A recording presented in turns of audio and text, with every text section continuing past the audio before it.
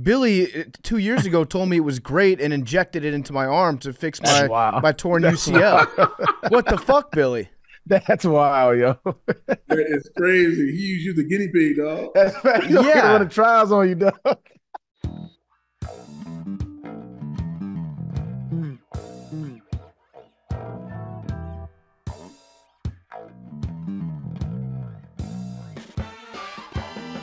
Welcome back to Macrodosing. It's Thursday. It's February 22nd. Thank you for tuning in. Today's episode, we're going to be talking about the viruses don't exist conspiracy theory. We're going to be talking about a little bit about the plague, a little bit about the Spanish flu, and we're going to have a great interview with Dr. Ian Copeland, and he comes on to talk to us about all these things and more. Plus, Billy goes head-to-head with him on all the pro science that he's got.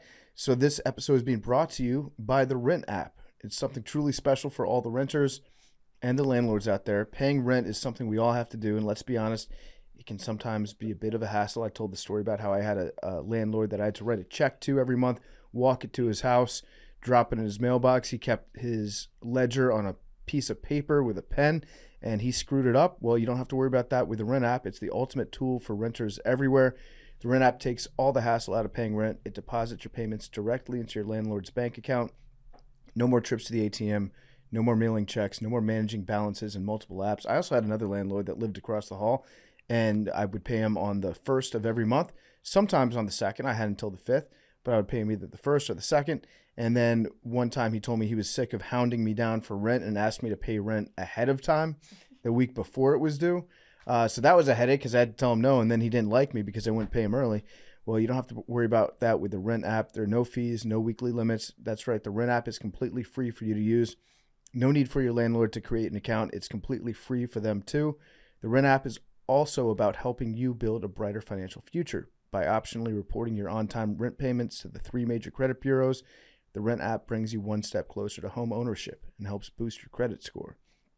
So why wait? Head over to the App Store, download Rent app today, follow Rent app at Rent app on Instagram and Twitter. For our listeners, we've got an exclusive deal. Go to rent.app/barstool to get $50 cash back on your first rent payment. And if you're a landlord, go to rent.app/landlord to get paid on time and without hassle. But if you're a renter, you can get $50 cash back on your first rent payment by going to rent.app/barstool. All right, we're back. Oh, Donnie just walked in. Oh, Donnie's here. Perfect. This is great. So, Donnie, come on in. We're back on Macrodosing. It is Thursday. It is February 22nd. Here, Donnie, sit right here. Salute our national hero. We have a hero. We have a hero in our midst. Heroes walk among us. Donnie saved 200 lives yesterday on an airplane. Big T, salute. Potentially, yes. No thanks. Sounds like the flight from hell. Big T hates heroes. Man, saved. Yeah, First of all, Billy's saluting with his opened the left window. hand. Second of all, you don't salute civilians. You don't salute as a civilian. I salute heroes. I salute first responders. I salute offensive linemen. I'll give you a fifth of a salute as you were 1/5 of the solution.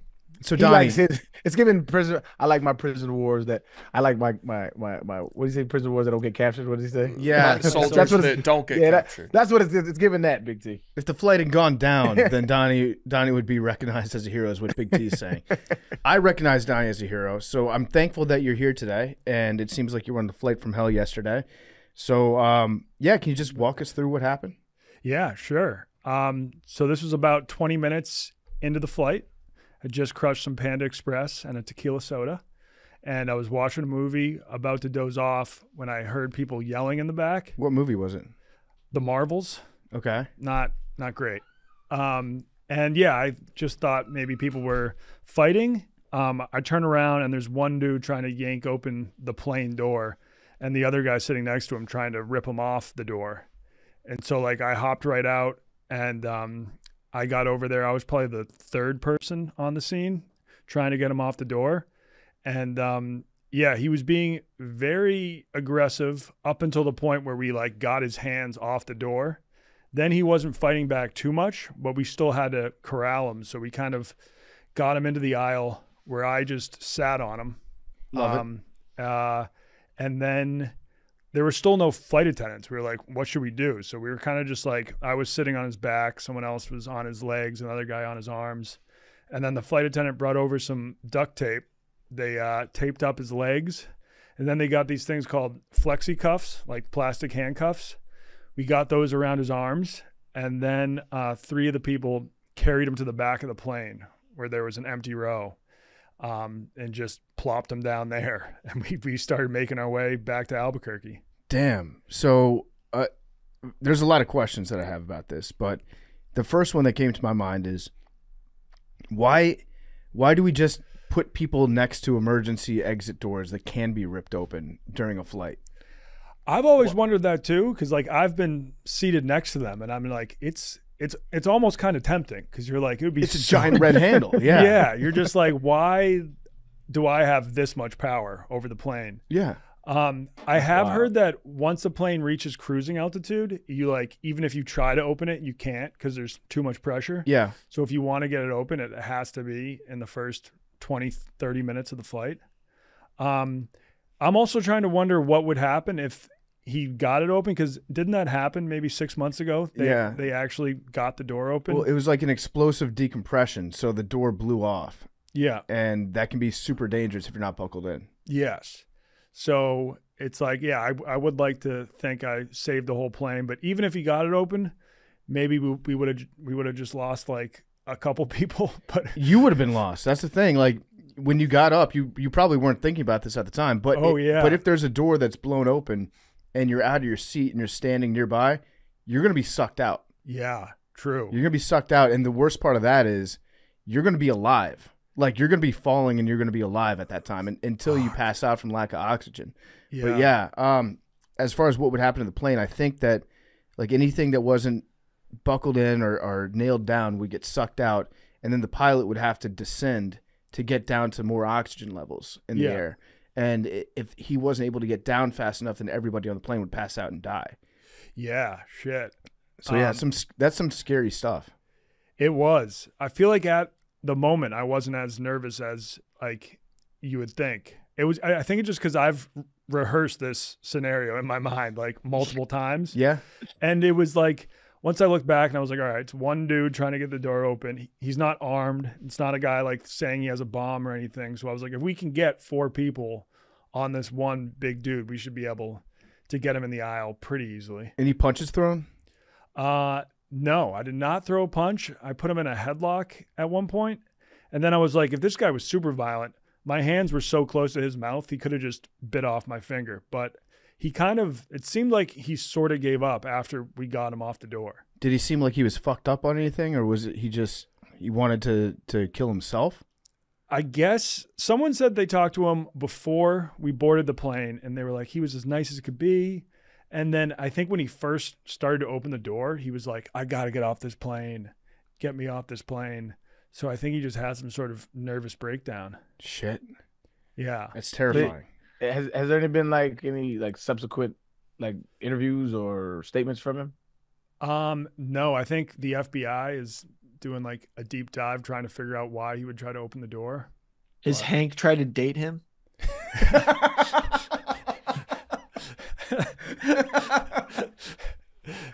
Yeah, what's his at? He was a big boy. Yes, he was a big boy. So there were you and 4 other people that had to wrestle him. Yeah, imagine like a Brandon Walker, but 10 years younger. Okay. So like a 50-year-old Brandon Walker. Yeah, that's a pretty big boy. It was kind of Big T vibes actually. I would never do such a thing. No. Did we ever get a motive? No, like the thing is, the whole time this was going on, and like I was on top of him, he was completely quiet. He wasn't like, oh, fuck me, I'm so fucked. He was just, he was completely quiet. Did anybody talk shit to him afterwards? I feel like that's what I would have wanted to do. And again, I say this as somebody that has not been in the experience, but I feel like in my own mind, if I were to stop a guy, because I've rehearsed it too in my head, you subdue the person, you move him to the back, maybe you punch him a couple times, be like, fuck you. Yeah. And then afterwards, you're like, why the fuck do you do that, bro? What's your fucking deal? There'd be a lot of what's your fucking problems. Yeah, it was so chaotic at the moment. I think they're probably one of the guys was like, stay down. Like, Yeah, bitch. That's Yeah. right, bitch. Try that again on my plane. Yeah. Dude, I'm so fucking jealous. I Stop know. resisting. Anybody say stop resisting? Probably. I don't know. I think my first move when I got over, because like someone was already on his shoulders, I think I grabbed him by the hair at first. That's a good move. Yeah. How long after do you wait to ask people around, like, hey, did you get any of that on film? So I any knew pictures? that while this was going down, while I was sitting on the guy in the aisle, I looked back and my wife had her phone out. So then, like, after we got him to the back of the plane, I was like, do you think I could see some of that footage? Yeah. Wait, I want to see the footage. I just But saw there- the picture. Yeah, there's like new clips of like footage that I haven't even seen yet that have since dropped. Different angles and stuff. Yeah, different angles. You can kind of see my ass crack in one. You can. That's allowed. If you're saving a plane, you're allowed to show Yeah. the ass. Yeah. Was your wife like, my hero? She was very impressed. Yeah, that's Yeah. cool. That's Dude. like, that is a dream. It's like you look like you actually did a very heroic thing. Yeah. But then the added benefit is that everybody around you gets to be like, wow, look at that guy. He's so cool. Yeah. 2 people afterwards bought me a beer. And one guy just walked up and handed me $20. That's awesome. He tipped you? Yeah. And I go, no, I can't take this. And he was like, no, you have to take it. That's Dude. awesome. How good do those beers taste? The beers were great. Yeah, we had a solid like 2 or 3 hours at the bar because we thought we were just going to reboard and then fly then, but they made us wait. And then they're like, no, we're not flying out until tomorrow. Were you flying out with a lot of people from the initial flight? Yeah, it was pretty much the same people. Did they give you a hero's welcome on the way in? I got some compliments. It was cool after we brought him to the back. The whole plane broke out into applause. That's which- awesome. That was pretty sweet. That's Did you very give a cool. bow? I did not give a bow You're a because wave I didn't guy. want to Yeah, make you're it a all wave about guy. me. It was not just me. It You're a was wave guy. it was a team effort. I think there was like 4 or 5 people that were very pivotal.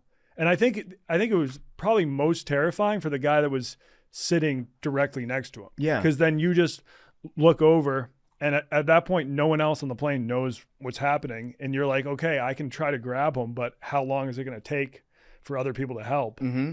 So that like was definitely the scariest position to be in. When I got over, I think there were already 2 other people trying to get him off. Was this dude was he seated like right next to the door, or was he in like the middle seat and had to reach over? No, he was seated right next to the door. That seems like it was So probably he planned planned then. Yeah. Although someone said that they were like, oh, he tried to offer me his seat before the flight. So maybe he like knew, he's like, I'm way too crazy to be sitting next to this door. I'm You let the I'm gonna try to intrusive yank it thoughts open. won. Yeah. Yeah. I'm a little surprised too that the flight attendants just carry duct tape on them. I think that's probably Oh. their main tool. Have How you ever many that they seen some of have. the people get duct taped? I know, I've never seen it. I didn't know that No, they did that on flights. Dude, it's actually really messed up. I saw this one video of this really drunk dude who was bragging about how rich his parents were, and he like was getting out of control, and then they just duct taped him to the seat, and it was probably the most like embarrassing sequence of event for this dude of all time. You'll be able to find it online. Drunk dude brags about parents being rich and then gets duct taped to the freaking seat. And he had the duct tape in his mouth and he Yeah. was like trying to speak through it. I think that's an appropriate response. Yeah. Yeah. Now, obviously, he wasn't like duct taped to the seat because he was saying his parents were rich. He was probably doing something else. Oh yeah, too. he was doing other stuff, but it was just like Yeah. it was just this guy was the worst. Yeah. And he was probably coming back from spring break and he was just hammered. So how many layers of duct tape did it take to get around his legs to hold him still? I couldn't tell you.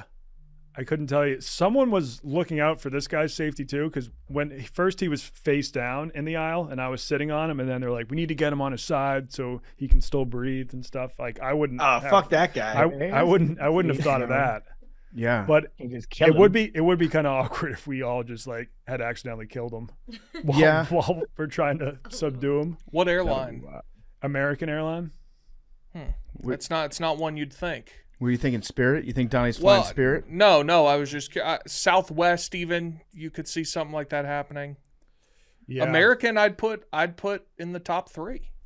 Yeah. Give me your top three. What's Well, your top it's Delta undisputed number 1. I'd go United 2, and then American 3. three? Solid. Okay. yeah. I mean, those are the 3 largest in the U.S., right? Probably. For sure. 3 most reputable. I got this text from Donnie. I was texting him randomly about something else, and I just get this text. Me and 5 dudes just saved a play. Or let me find the exact text. It was hilarious. Billy may have been the first person I texted about it, just because I just wanted to rub it in his face. Yeah. I knew he would have so much FOMO. Dude, I got so much FOMO, and I was on a plane, so I was just like, I wish someone would. I Billy wish just someone would. tackles a random guy on the plane. Billy goes up and like whispers to the guy on the exit row. That red handle looks pretty good, doesn't it? So I go, so this is the text I get from Donnie. Some guy just tried to open the door of our plane after takeoff. 5 of us had to wrestle him to the ground. We're headed back to the departure airport now. And I just get this text randomly, like right after I said something else. And I was just like, it was right as my plane was hitting no Wi-Fi, no service. Oh, damn. So then I replied 2 hours later with what I thought would go through. Then I was like, oh shit. And I was just like saying there like, oh man, I wish this happened when we were like on a plane together. I wish this was going to happen right now. Cause it's just like, you get to unleash on a dude. Like you train, like, I don't know, maybe it's just me. There's the man in the cave theory where there's just a guy out there that you're going to meet in combat one day and you have to train to beat him. Donnie met his man in the cave on a plane who tried to open a window. Yeah, I mean, and I wouldn't say I fully unleashed on him. Like I wasn't like throwing any punches at his face.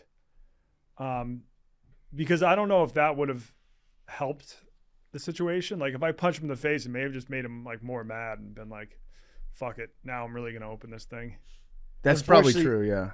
This dude probably, he probably just was thinking of a way out. I think he had probably some sort of nervous breakdown or a mental break. Yeah. Bad place to have it. So were you scared getting on the flight the second time? The second flight, no, because that's not going to happen twice. Yeah, actually, like statistically speaking, you can fly for the rest of your life without any worries whatsoever. I'd like to think so.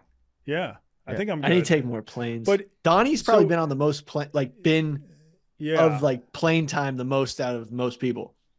So like when I posted the photo and told people what happened, all the comments were like, this has been happening so much in planes these days. Like the flying experience has completely gone down the drain. Like it was all negative, being like, this shit happens all the time. But I can think of that one situation that happened on Alaskan Airlines, but have things like this been happening more on planes? I think we just have more phones and more people are taking videos. So. I don't know that situation specifically, but I do see fights and people being belligerent on planes all the time.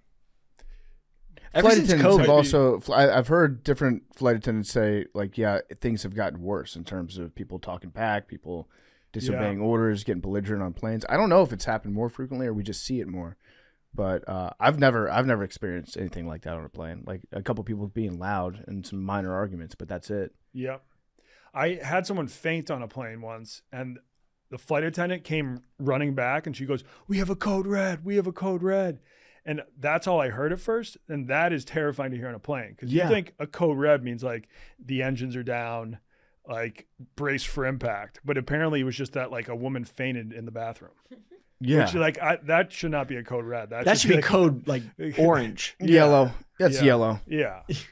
Still breathing. No like immediate threat to themselves or others. Yeah. I didn't know that airport staff only use code red in the event of a real emergency at the airport or on the plane. If you hear this code while on the plane, know that there is a serious reason for it. Pilots are instructed to land at the nearest possible suitable airport in the event of a code red. Yeah, so that was not a code red when the lady fainted. This was Definitely a code red, not. though. Yeah. That's code red, yeah. So that had to be the best term he's ever. I think so. Yes. Post code red, yeah. Like that adrenaline rush booze is dope. One of the guys who bought me some beers afterwards, he's actually a fan of Barstool. So that was cool too. He was like, "Oh, the Wonton Don's in my flight." He just saved the day with 4 other dudes. I'm seeing if I have any cash to give you. As a thank I only you. take 20s. You only take 20? No. I think I've got a 1. I would take a 5. I think a 1. What about a vape? Oh, yes. Donnie, thank you for your service. Wow, this is great. Yeah. Thank you. Well, not you can't have the whole thing. You just get to. Yeah, you're basically a flight marshal right now, which is pretty cool. And I'm thankful that you're safe, Donnie. because that could have turned out much worse. But So yeah, how was Albuquerque though, man? I know that's where you was coming from, right? Albuquerque was cool. Yeah, my older brother moved there pretty recently. He lived in the Santa Fe area, but now he lives right outside of Albuquerque. They got some great green chilies. It's Green- different, huh? Yeah, green chili cheeseburgers. Yeah, man. I miss Um, that shit though. That shit's yeah. so good. Yo, did you see Bigfoot? I did not have a chance to go searching for Bigfoot. No, but you remember we were talking about Yeah. your bro. My older brother claims that there was a guy who says he saw Bigfoot on this ranch, and then the federal government reached out and made them sign something to say they would stop talking about it publicly.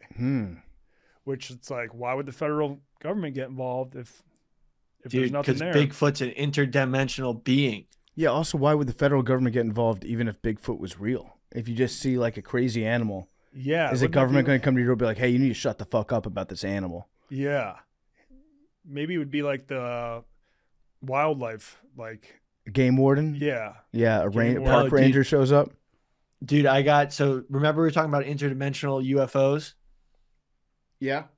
Well, they think that like UFOs are people from the future and Bigfoot might be a hominid from the past that's traveling through interdimensional space. So like the future went way back to the past, found Bigfoot, and then they came back to the present with their like trophy that they found in the past.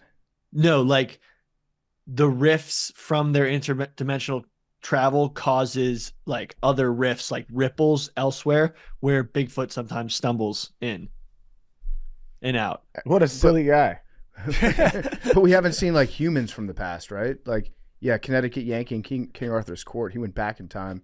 But Well, has there some ever people been somebody that could that's be ghosts. yeah, anybody that's like teleported from the past, like a regular person that just shows up and it's like, whoa, I grew up in the 1800s. Now we have porn on a computer. This rocks. Well, someone said that. Someone said they were a time traveler. yeah. There have been a lot of people who have claimed to be time travelers. Yeah. That's a Most good of them are bit. crazy. I would like one of you guys to take that bit up. My man If I said get hit in most the of head, them are I'll crazy. pretend.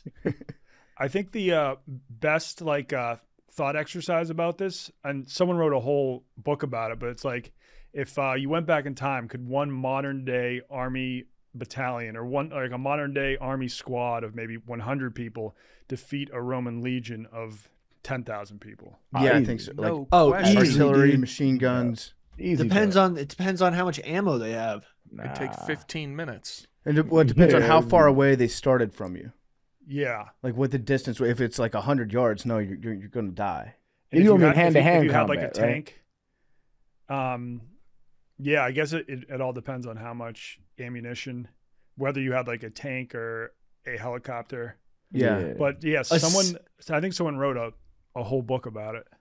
I bet a SEAL team could penetrate any fortress and kill the king within it from any time period. If like it officially ends when the king's dead. I agree.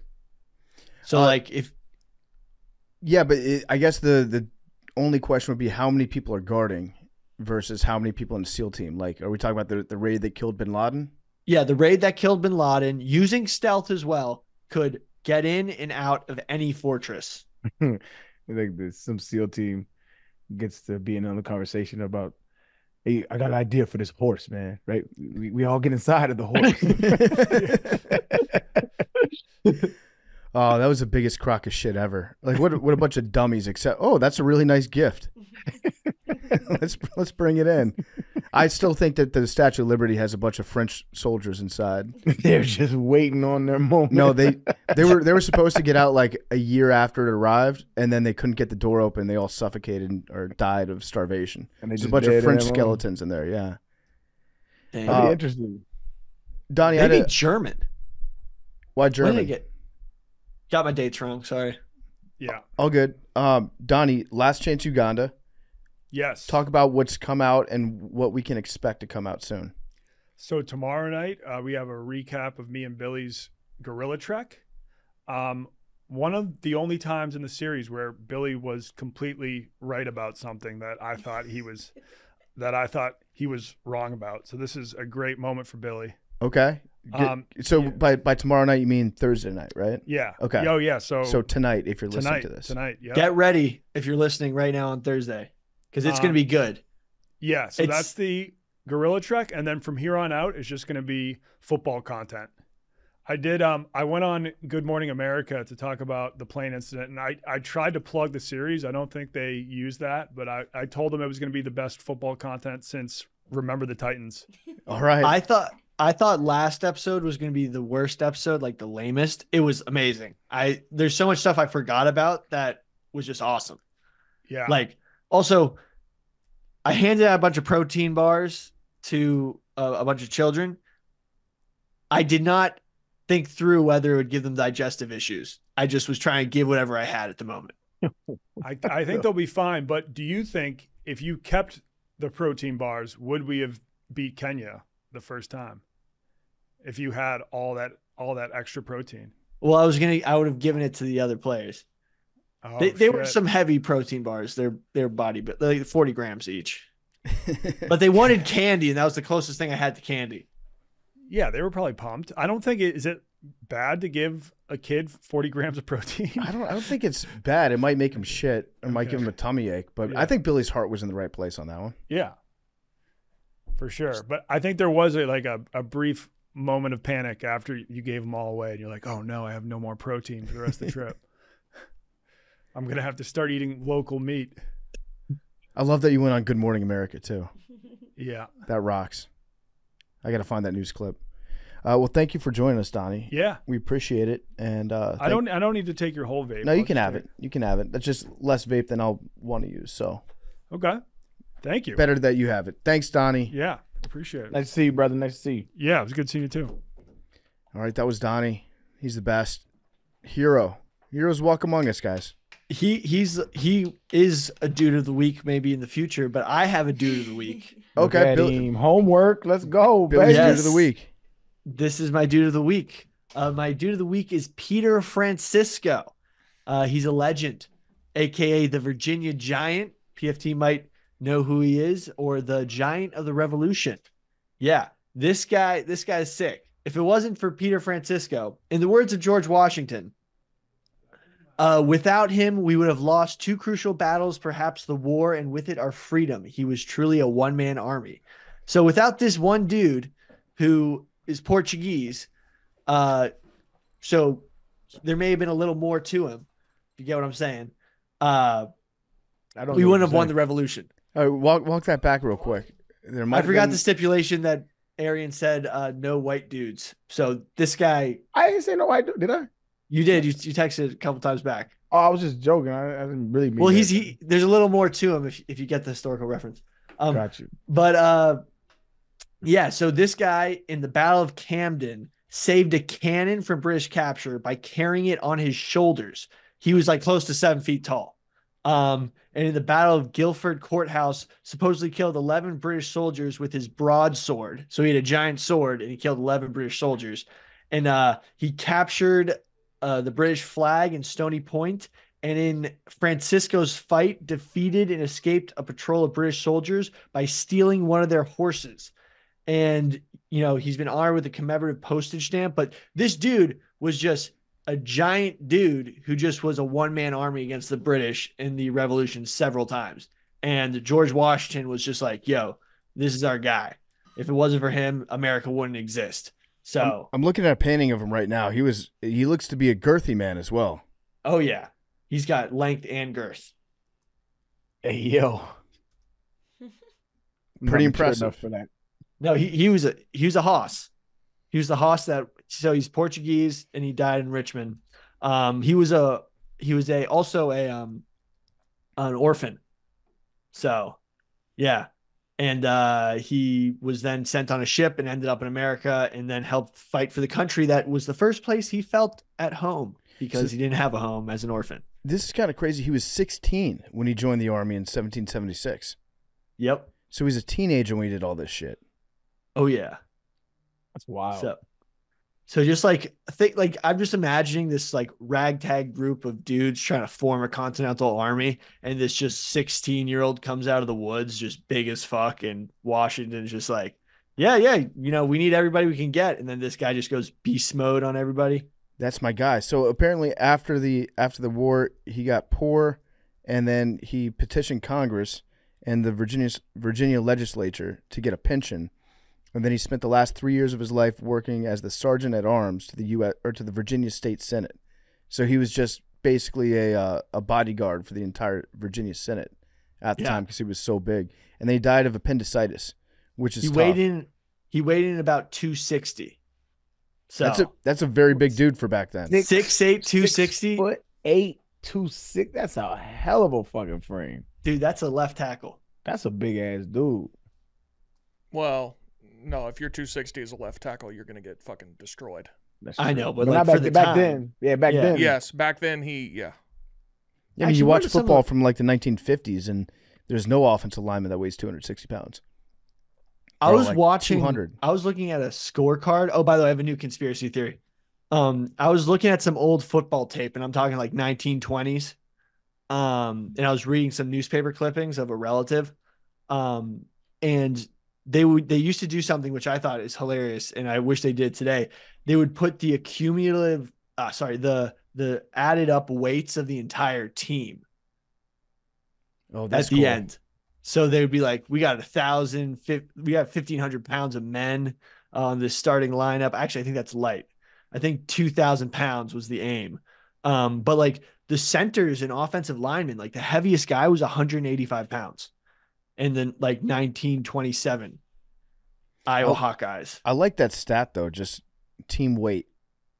Yeah, or at least offensive line weight. Because I know like some guys' speed is now in the game, but back in the day it was just all mass. Yeah. But crazy conspiracy theory. I think University of Chicago disbanded their football team in 1939 specifically for the Manhattan Project. Okay, go on. I think University of Chicago back in those days was a powerhouse, like one of the best in the country. They were the Alabama of the Big Ten of that time. I think just that Midwest region. They were the best of the best. They were beating Iowa. They were beating Michigan. All those big teams back then that count those championships. University of Chicago was smoking all of them. And then they just suddenly disband their team in 1939 because the president of the school said, football is unbecoming of a university that's supposed to be about knowledge. And like football was becoming bigger than like U Chicago's academic stuff. So they like shut down the football team. And then, we see Oppenheimer today, they were building a bomb underneath their football stadium. So I just think it was like the greatest sacrifice of sacrificing the greatest football team in the country for the way to end World War II. So I think that's why we won the war, because we sacrificed the greatest football team in the country at the time. That would never happen nowadays. Do you think we'd sacrifice Alabama or the Chiefs? No, I don't think that the University of Alabama would sacrifice their football team if it meant winning World War III. Yeah. Because to them, what's the point? What have we really won if we win World War III if we don't have Crimson Tide football? Or like, I think the Chiefs would be the equivalent of today because that was all they had. Yeah. Yeah, Kansas City, no chance. Yeah, no chance. Imagine trying to convince people like, hey, no more Travis Kelce because we need to win a war against China, Russia, Iran combined. Yeah, there would be some football teams that I think would do it. Y'all the losers. Yeah, who do you think? Vanderbilt would 100%. They're looking for a way out to not have to have an athletic department anyway. They'd love that. Yeah. Northwestern. But no one's made that connection Northwestern in a heartbeat. Because then for the rest of time they could brag about it. Look what we did. Yeah, you're welcome. Every national championship is ours. Yep. Yeah, because without us, you wouldn't even be alive. Mm-hmm. You're welcome. Okay, good conspiracy, Billy. How is it that none of the football teams that were really good 100 years ago are good anymore? Like, not one of them. Notre Dame. Michigan's still good. But that's getting into like the 40s and 50s. Like I'm talking teens and 20s. It was all like University of Chicago, Army, Harvard, Yale. Granted, it's because there were 12 teams that played, but like you would figure that would count for something. A&M was good 100 years ago, right? Michigan won in Texas A&M? 1923. Michigan won in 1923. So that's 100 years ago. Is that the only one? Probably one of them. So yeah, they won exactly 100 years apart. Yeah, let's look up the top 25 from 1923. Yeah, when did the AP polls start? University of Chicago's D3 now. They brought back the football team. They recruited me in NBD. But they were the best of those early century teams. You would have been so hyped if you went there and you found out that story about them giving the property to Oppenheimer. I would have gotten to the bottom of it. The first AP poll is from 1936. Number 1 is it's a Power 5 school that's not too far from here. You want to take a guess? Purdue. No. Correct conference. The Fighting Illini. Minnesota. Oh yeah, no, so yeah. Followed by Duke, Army, Northwestern, and Purdue, rounding out the top 5. Duke's not bad. Also, I love how Billy pronounced Illini. The Fighting Illini. Duquesne was 11th. St. Mary's, number 12. Fordham, number 16. Holy Cross. Marquette was 20th. And they only went to 20 in those days. Do they have a How are you football supposed to program? pronounce it? Marquette? Yeah. I don't think so anymore. Are you talking about the University of Illinois' team? Is it the Fighting Illini? Illini. Illini. Okay. We're close. Yeah. Marquette, I think, has a team. I don't think they do. No, they don't. Oh no, I was thinking of that one in Rhode Island. Coast Guard. No, it's another one. Santa I'll think of Clara this. was ranked for a few weeks in 36. There are some big schools on here. Yeah, just like the really old institutions. Penn. And obviously, yeah, with the Ivy Leagues like that, they don't do scholarships, so that's a pretty big one. Yeah. No, the Ivies, they will give football. They basically say it's need blind for scholarships, but basically their financial aid packages will be huge if they really want you. Did you ever consider going to Ivy League, Billy? Dude, I was trying hard. Didn't work out. Unless you're like super, super good in the Northeast, like you're trying to get into an Ivy League school because you just know that you're not going to the NFL if you're not like generational. Mm-hmm. So ended up, D3, shoot for D1, fall in the D3 stars. So, all right. Big T, I'm disappointed in the Tennessee Volunteers in the game that they had yesterday. Because you chose to gamble on them? Because I chose to gamble on them, and I think I went responsibly. Yeah, responsibly. responsibly. Form of entertainment. I went 0 for 3 on all 3 legs of my parlay. To be fair, they all got close somehow. They did. In the second half, they made a nice little run. The worst first half of basketball I've ever watched in my life. I also considered, instead of the Tennessee -9 bet that I put on, I considered going Tennessee win first half and win second half. That would have been a loser. Yeah. But yeah, not a fantastic showing, but I guess you got the W. That's all that counts. I mean, the second half, they played really well. They were up 13 with like 4 or 5 minutes left, and the line was 11.5. Yeah. And they were down 3-4 at halftime. They asked Rick Barnes what changed. He said, I talked to the players. They said, we need to just play harder. So they just played harder second half. Also, Dalton Connect just kind of took over and was like, I'll score 15 points in 4 minutes. Yeah. If y'all need it. Yeah, it was and impressive. They were like, yeah, do that. That was impressive. So that was a Tennessee minute. Anything else you want to add to it? No, I don't think so. Natty Hope's still on? Tennessee for World War III. Yeah, the first half last night was like one of those moments where you remember shit. Sometimes they do shit like that. If that first half happens in the tournament, I don't think they battle back. Yeah, no, you're cooked if you're playing, past even the first round. But we're one of the best. We're one of the best teams in the country. Purdue lost to who'd they lose to the other day? Ohio State. Yeah, and Ohio State sucks. And they got killed. And I think this year, top 10 teams on the road against unranked teams. The last 5 years, the winning percentage is like 250 for the unranked teams. This year, it's like 500. Everybody's like losing. It's doubled. So it's college basketball. It's dumb. We're one of the best teams in the country, and we'll see what happens. So we were talking on part of my take yesterday about how to fix the NBA All-Star game, and I had the idea that what if you took the number 1 team in the country in college basketball and had them play against the All-Stars, because it would at least make both teams try hard Like the college team would be trying hard, and then Dog walked. Absolutely dog. At least the NBA team would have to try because I don't think they would though. they'd have to be like, well, we can't get embarrassed, so let's just go out there and smoke them, and which they would. They're way more talented, but at least you get two teams that are trying hard against each other. No, you would get one team that's trying hard and the other team doing exactly what they did in the All-Star game, except they would just be embarrassing the college team. That would kind of rock, though. It would be fun, but like, what's the best college team in the last 20 years? The Florida team, maybe? Well, there was the Kentucky team that was undefeated till the Final Four. Yeah. The back-to-back Florida teams were really good. 2012 Kentucky. Zion, Duke? No. They weren't that good. They should have lost in the tournament 3 different times. Yeah.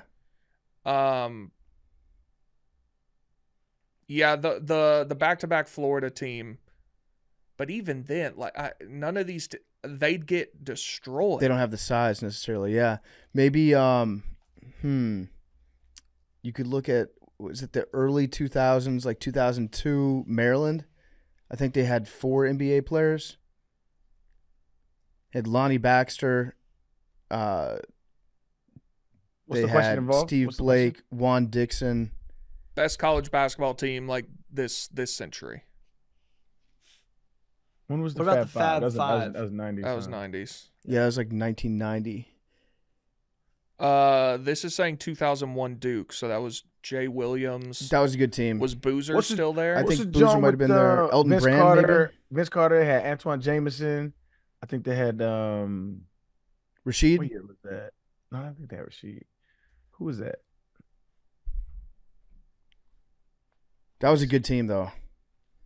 You could maybe look at the 1991 Duke Blue Devils. Whenever Christian Laettner's last season was, he's had Christian Laettner, Grant Hill, Bobby Hurley.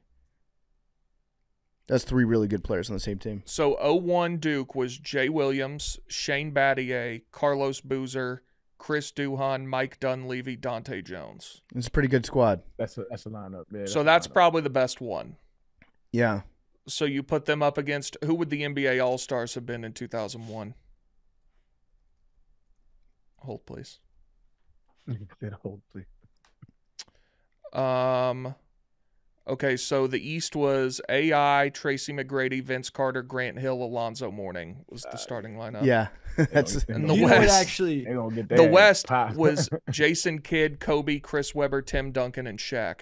Oh yeah, that's a blowout. Duke would lose by 70 points. What about instead of college kids, we do retired NBA players? Like freshly retired? Like fresh, like guys you could still play. What about, is there any EuroLeague stuff going on like with NBA? Because that would be dope. Like a little EuroLeague. Yeah. Team white versus team black, like the Twitter thing. I talked about that yesterday too. Yeah. In the NBA, that would be a very good game right now. Because you got Luka, you got Jokic, and then who else? Kristaps Porzingis. Yeah. He's pretty good this year. I mean, Luka and Jokic. Caruso. Still getting washed though. In a game long game.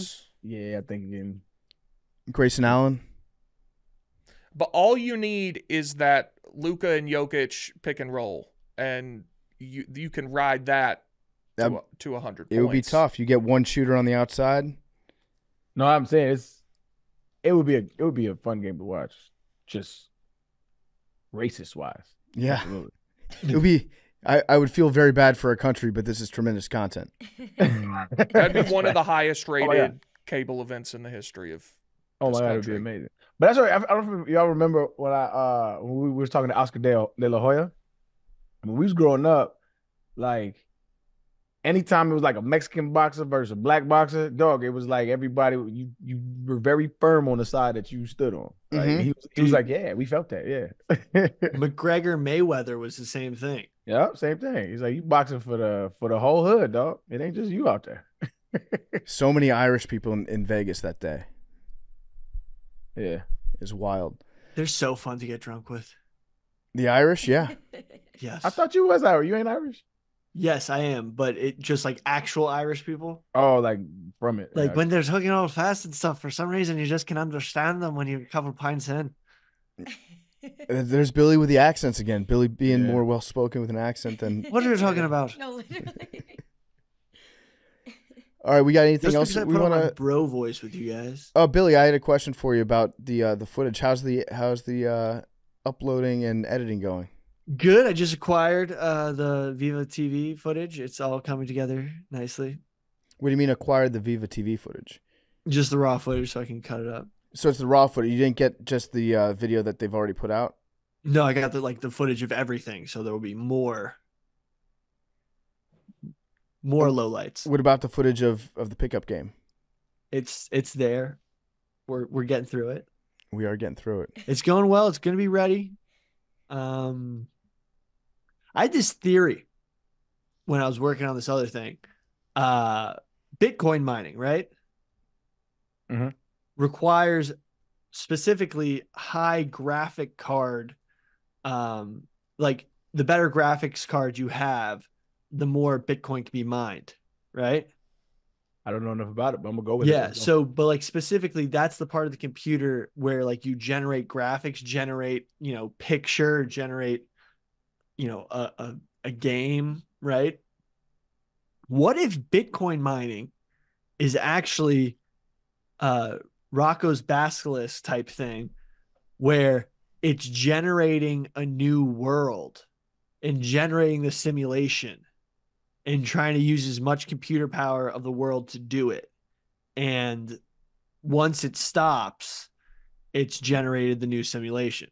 So you mean like secretly, like the people that started Bitcoin and have started all these different ledgers and things like that, they know what it's producing, but they're just telling us that it's they don't. You think They don't. you think they started it and then the computers started to go rogue as you use more and more of it.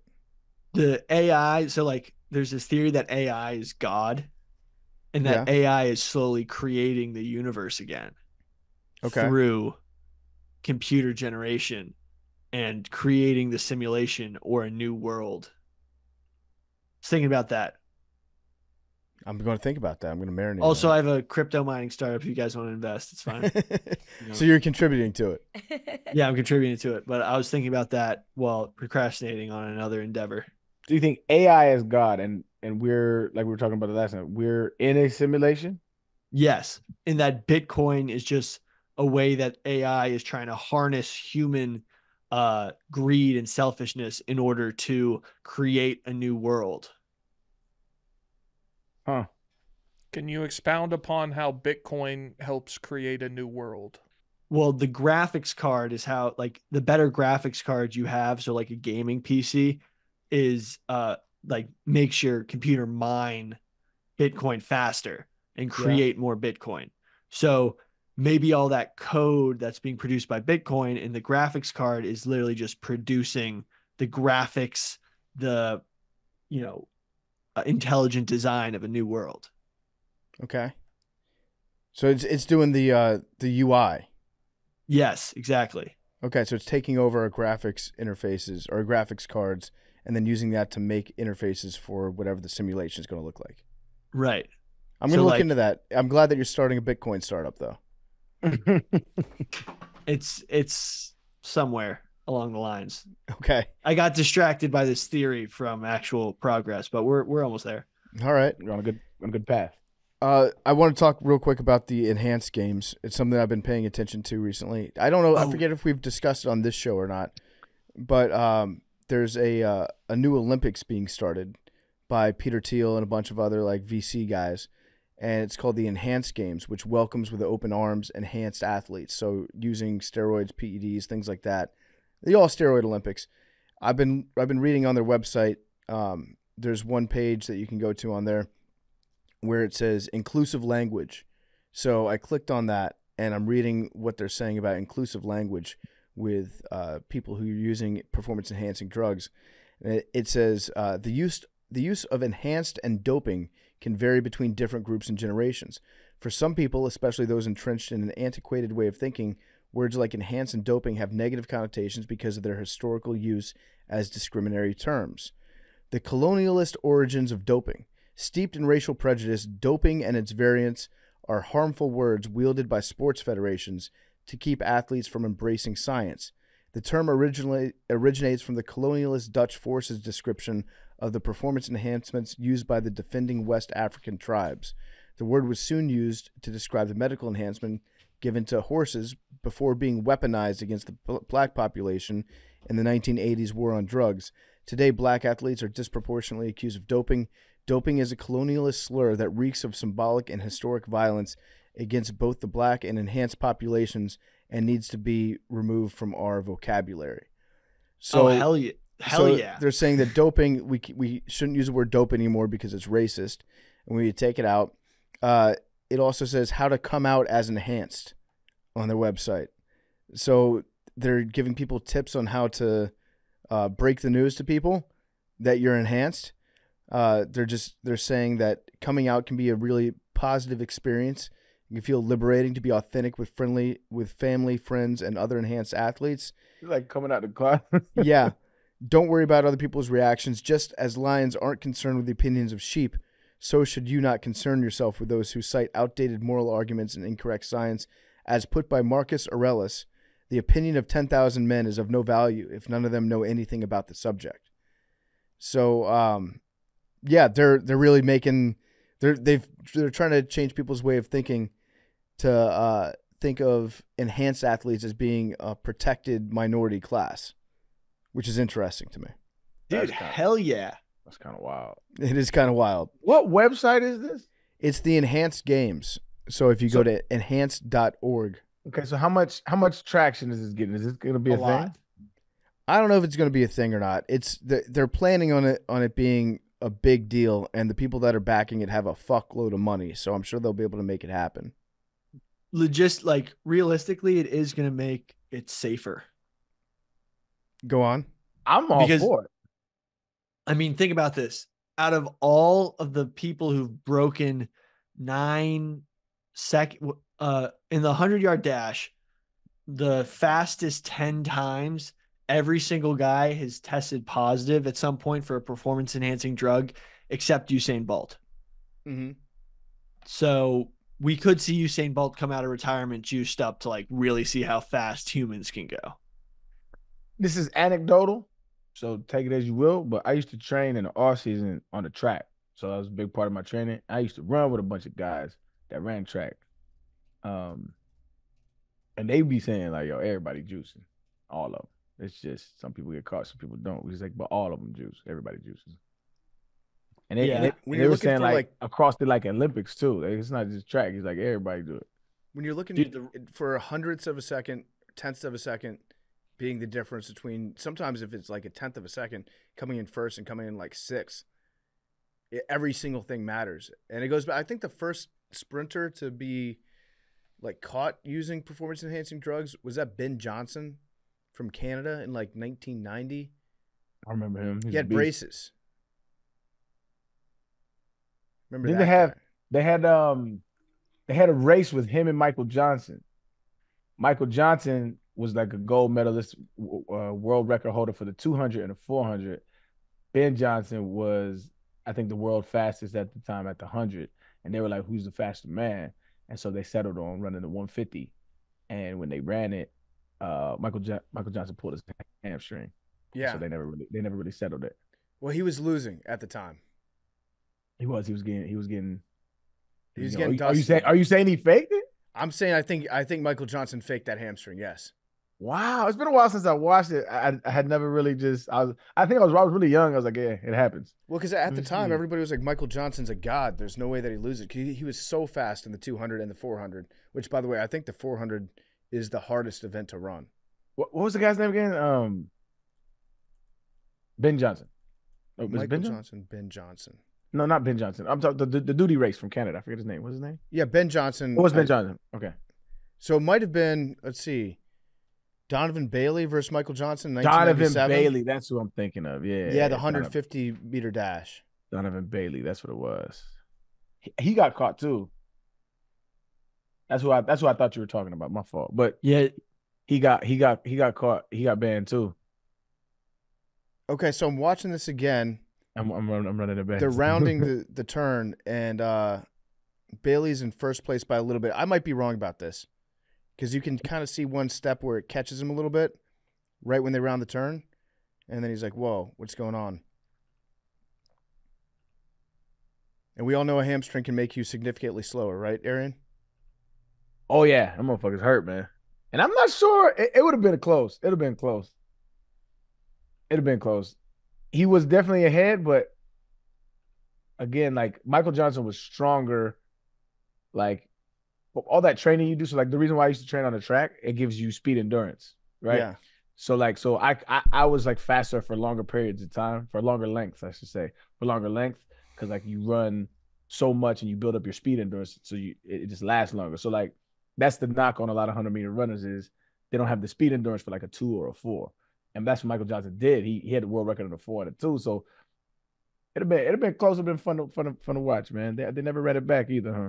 Yeah, we should run that back nowadays, though. Dude, that'd be dope. A bunch of people have actually broken Usain Bolt's record, but they were assisted by wind. Oh yeah, well no, that's no, hell no. What? Yeah, if there's wind, if it's above a certain mile per hour at your back, it doesn't count as an official time. Which is kind of fucked up. So what happens if that happens in the Olympics? Then it's marked as wind assisted. You still win the event. Yeah, you win the event because everybody's running the same thing, but they'll say wind aided, and I think it's like meet record or something like that. But you won't get the world record. In order to have the world record, certain conditions have to be met. The thing is, I don't think they do that at high school meets. So they do. So it's wind aided. Yeah, my brother still has the. Nobody's told me, but he has the 110-meter record, state record for the boys, the high hurdles, 110, and I think somebody beat it, but it was wind aided, and so they didn't. He still has it. That's awesome. Oh. Yeah. So Justin Gatlin ran a 9.45 in 2011 on a Japanese TV show where they were using wind machines to help him. Oh, I was like, hold on, bro. I was like, that's not the same. That is not the same. But Tyson Gay ran a 9.68 with a natural wind. So you know what's fucked up about Tyson Gay? Tyson Gay is the fastest American that has ever been, right? He's the fastest American that has ever lived. But he gets so overshadowed because he was in Usain Bolt's shadow that you just don't hear, like, it's just like he didn't exist in the track world. And he was the best American that there ever was at the 100-meter dash.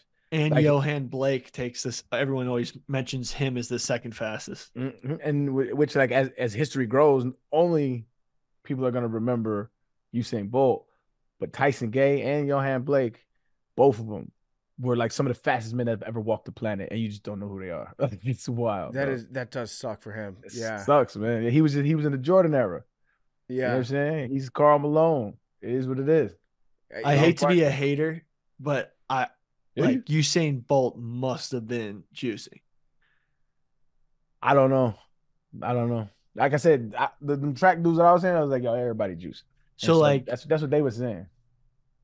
There's no way that he was just natty. But if you look at this is what he might have took maybe some stuff to help him. I don't know. That's speculation. But if you look at him, like when he was 16, early on, like he was dusting everybody off. Like it wasn't close. And so he was like an anomaly because for some runners nerd shit. But like for a lot of like runners, sprinters, they're all short. Like traditionally they're all short and they have fast turnover. So like they scat, right? Usain Bolt was like an anomaly and broke the mold because usually guys with longer, it takes longer for them to turn over. They don't gain enough ground on the dudes with the fast turnover. Mm-hmm. And so that's why, like when I was growing up, I'm not saying I was Usain Bolt fast, hell no, but I'm saying when I was growing up, coaches used to yell at me all the time. It was like, you're not trying hard. I'm like, dog, I'm sprinting. What do you want me to do? But my stride was so long that it looked like I was running slow. But people attribute like long striders to being slower, have some validity to that because for years, the people with the faster turnover gain more ground. And Usain kind of broke that mold. He wasn't supposed to run that fast, so he was an anomaly. Yeah, it's crazy. Do you think Usain Bolt, if you put a helmet and pads on him, told him line up as wide receiver, you think he could be in the NFL? No. I think he could play soccer. Yeah, he did play soccer. Like, I think that would be He's good at soccer. Yeah. Like track speed, I know a bunch of dudes that was fast as shit and came out to the football field and it's just a different. It would have to be a case by case, but you have to have a different mentality to play football. Like it's a very different movement. Like track speed is straight ahead, but you got to be able to get busy. It's just a different. It's possible because he was a great athlete, but it's highly doubtful. I mean, with the track kids we had on the team, we'd throw them jailbreak screens. And the only football stuff they need to do is just catch and then just run straight. And then if you really were concerned about your track career, just run out of bounds, and they don't cover it right. Yeah, I mean, if you happen to get single coverage on them and you're at your like own 5-yard line, then yeah, you could probably just throw a bomb to him if you didn't get jammed up at the line. There's nobody that could run with him, so it'd be impossible to guard. But I would imagine that if he was actually lined up on a football field, most teams would put a safety over the top. Because you can't outrun that angle if you take the right angle out. I don't know. Teams are struggling with Tyreek Hill, man. That's true. Tyreek he outruns coverages. He outruns angles. It's tough. It's tough. Tyreek ran what event did he run that was insane? Was it the indoor 55 meter? I think it was a 60 meter, if I'm not mistaken.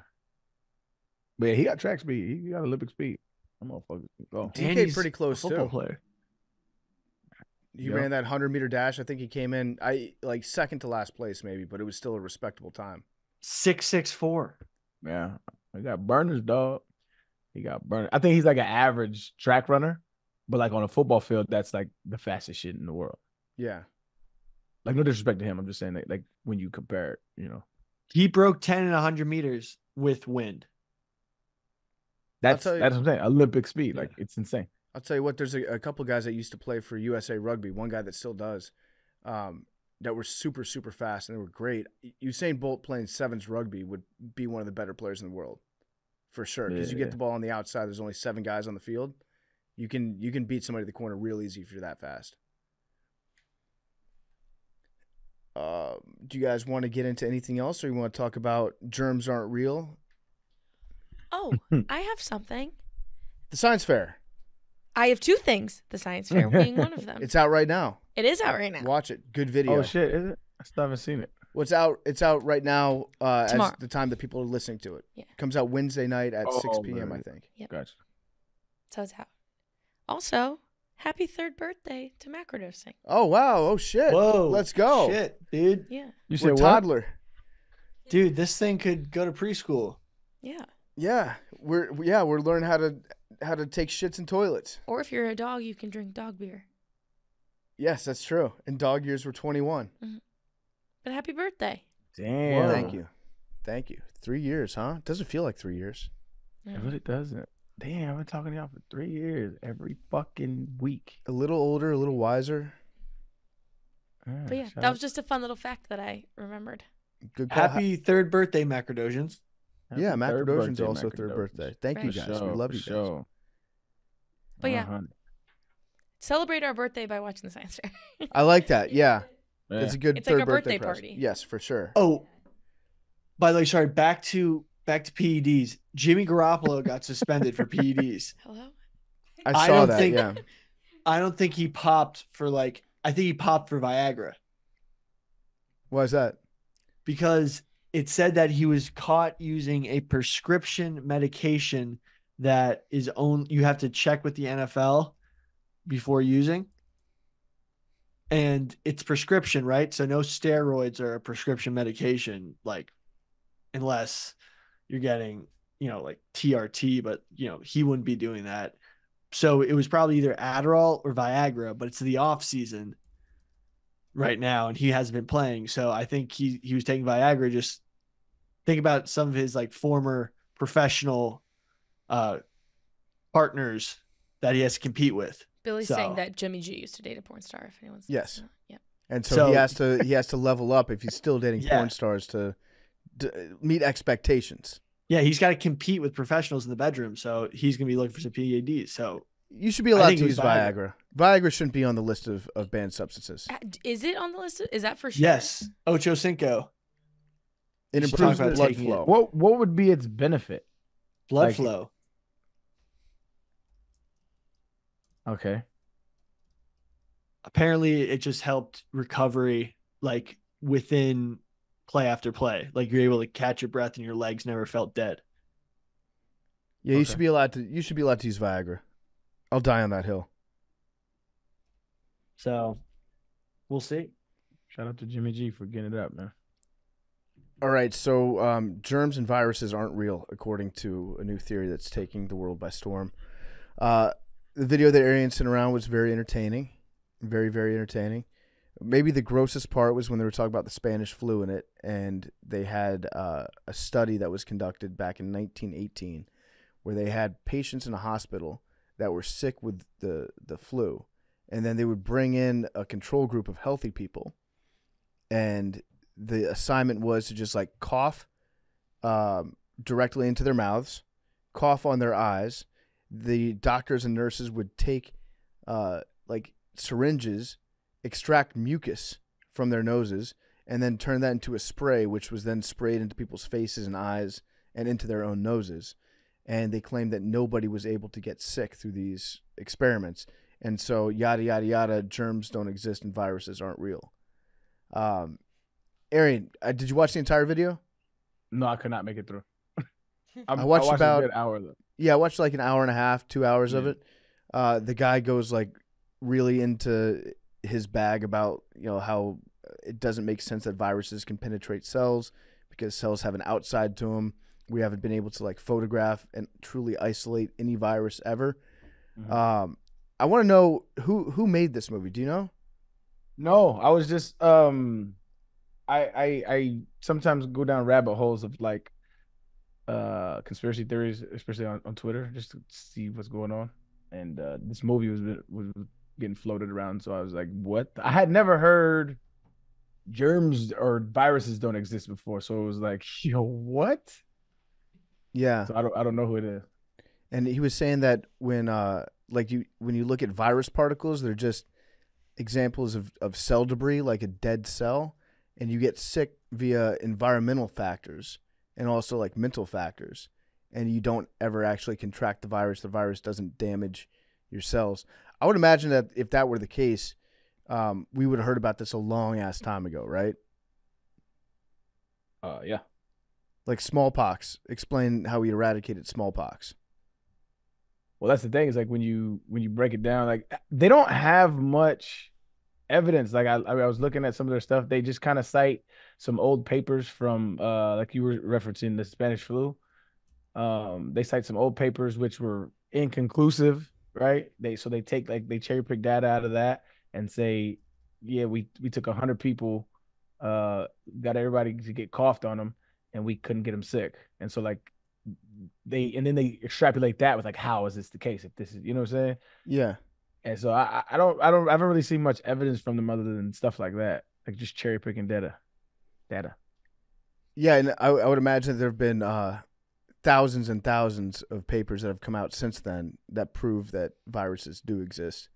That they just don't. They take this one example from like 1918. And by the way, I don't think that science is done in that way anymore. I can't imagine that it was seen as being an ethical thing at the time either. But they certainly don't do it anymore, where people just are in a room assigning like people to cough in other people's faces. No, that's why. Like you were saying, we talked to we have what is his, I don't want to disrespect his title. He's a geneticist. He has a PhD in genetics, maybe. Yeah, genomics, whatever. Anyway, so we was talking to him, and the fact that was ethical back then, or the fact that there were people voluntarily like saying, "Yo, there's a wild pandemic going on. Let me volunteer to have you like cough in my face." That shit is crazy, though. I wonder what the incentives were. Yeah, like if Ebola broke out and they put out a call, CDC was like, "We need 200 healthy people to sign up to just go make out with a bunch of Ebola patients for science." For science, baby. They definitely lied to those people, by the way. Had to. Yeah. Had to. Do you think that, because I know that the placebo effect is real, and that if you believe something is working, it can have in certain aspects, like not if you have like HIV or AIDS, you can't be told that you're getting like a medicine that cures everything and then your body will heal itself. But your mind can make your body worse, and your mind can make your body a little bit better. I wonder if like every scientist in the world came out tomorrow and was like, you know what? COVID's not real. It didn't exist. It was a mass psychological experiment. Now you're all free from it, and we can move forward as a society because it didn't exist in the first place. I wonder if people that were sick with COVID would improve a little bit because they'd be like, oh, shit, this is all in my mind. Well, what's Possible. crazy is most of our symptoms are caused by our immune system, Yeah. which is wild. So I referenced this a long time ago on this pod, but there's a condition called pseudocyesis. I think I said it on this pod, but pseudocyesis is a thing where a woman believes that she's pregnant. So she thinks that she's pregnant, and after a while, her body starts displaying the symptoms of her being pregnant. Her breasts start to swell. She gets morning sickness, stuff like that. And so but she's not pregnant, but she thinks she is. And so it's like the brain is just the body in general is a very powerful and intricate system that then the chemical reactions inside of us sometimes are out of our, I guess, control would be the best word. Yeah. What would be the best disease to convince yourself that you had, or best condition? Gigantism. And you just grow? That you have a pituitary gland tumor and you just get gigantic. That's actually, there's going to be some like football dad that does that to their own kid to try to encourage them to grow. Just tells them you've got this. You got gigantism. I guess that's also like a little bit Munchausen's by proxy. Yeah, but But what's but you're trying to get your kid jacked up. But what if it's like, oh, you're a growing boy, eat more, and it's just like convincing that, oh, I'm a growing boy. Oh, this kid's got a crazy appetite. Watch this. Eat these 2 steaks. Oh, he's a grown boy. Yeah, I can see Billy definitely doing that to his own kid. I'm not gonna tell him he's got gigantism and a pituitary gland tumor, but I'm gonna just keep telling him he's a growing boy. Yeah. Big T, Billy, did you guys watch any of the documentary? Big T giving Billy a stare like, what's Billy gonna say? Well, Big T, what did you? I didn't know watch there it? was a documentary. Oh, that he sent out to the group. Yeah. Yeah. So, are we gonna do some punishments for Big T, or Oh, you're snitching now. One, you're snitching, but 2, your punishments are when you are caught in a lie. Okay. Well, I watched it This the is first homework. couple minutes, but then I was researching the plague. There are people who think that COVID was mass hysteria, where they just told the public they were sick, and that's why all these people got sick, and it was the flu, and that the tests. There's a dude on Rogan spouting the same thing recently. That's not real? Yeah, that it wasn't real. It was this. What did Rogan say? He was like, "Oh, whoa, that's crazy." Like, and then he was saying that HIV doesn't cause AIDS. And I'm just like, yeah, what the fuck? He was like, yeah, party drugs. And I was like, what the fuck? Did we debunk this in the 80s? I saw that clip where it was. I didn't know that Joe Rogan was on that, because I know he's like super against the vaccine. I didn't know that he's all in on the COVID isn't real now. He's that far gone? No. He was entertaining. He just let himself. Okay, I didn't. He watch was saying that where did the flu cases go during COVID? We'll get into it with our guests later, and I agree with a lot of what our guests had to say. I just don't believe in the legal ethics behind some of the stuff. We'll get into that. Yeah, I think I don't know. I don't listen to Joe Rogan a lot. I drop in from time to time, but I think he is more of the opinion that like if you're old, get the vaccine. If you're in good shape and like under 55 years old, basically whatever he is right now, then don't get the vaccine. If you're on enough steroids, you don't need the vax, which I agree with. You agree with that one? If you're an enhanced human, what's the new nomenclature? Yeah, enhanced. You can say the E word. I think Joe Rogan's on a lot of gender affirming chemicals. So, if you're doing that, you don't need to take the vax. Yeah, we get into that with the doctor too, Dr. Ian Copeland. Pretty It's good crazy. interview. The only reason I got vaxxed was to meet Josh Allen. And next time I see him, I should be like, yo, dude, you're the whole reason why I'm vaxxed. You're why I'm growing a third arm. Yeah, now look at me. Look what you did. Forget shit all the time. So there was a dude. This is the whole part of the origins of the viruses and germs on real. There's a dude named Antoine Béchamp who he was a French scientist, and he had a whole bunch of breakthroughs in applied organic chemistry. So he had this rivalry with this dude named Louis, whatever. There you go, Louis Pasteur. So I'm reading straight from it right here, but it says he developed the Béchamp reduction. It's an inexpensive method to produce aniline dye. He synthesized the first organic arsenical drug, arsenic acid. And then so he got into it with this dude named Pasteur. Initially, they were at odds for attributing fermentation to microorganisms, and then later attributing the silkworm disease to microorganisms, and eventually over the validity of germ theory. And so germ theory denialists to this day still back Antoine Béchamp. That's kind of like this is where it started, and they started suppressing the truth from there.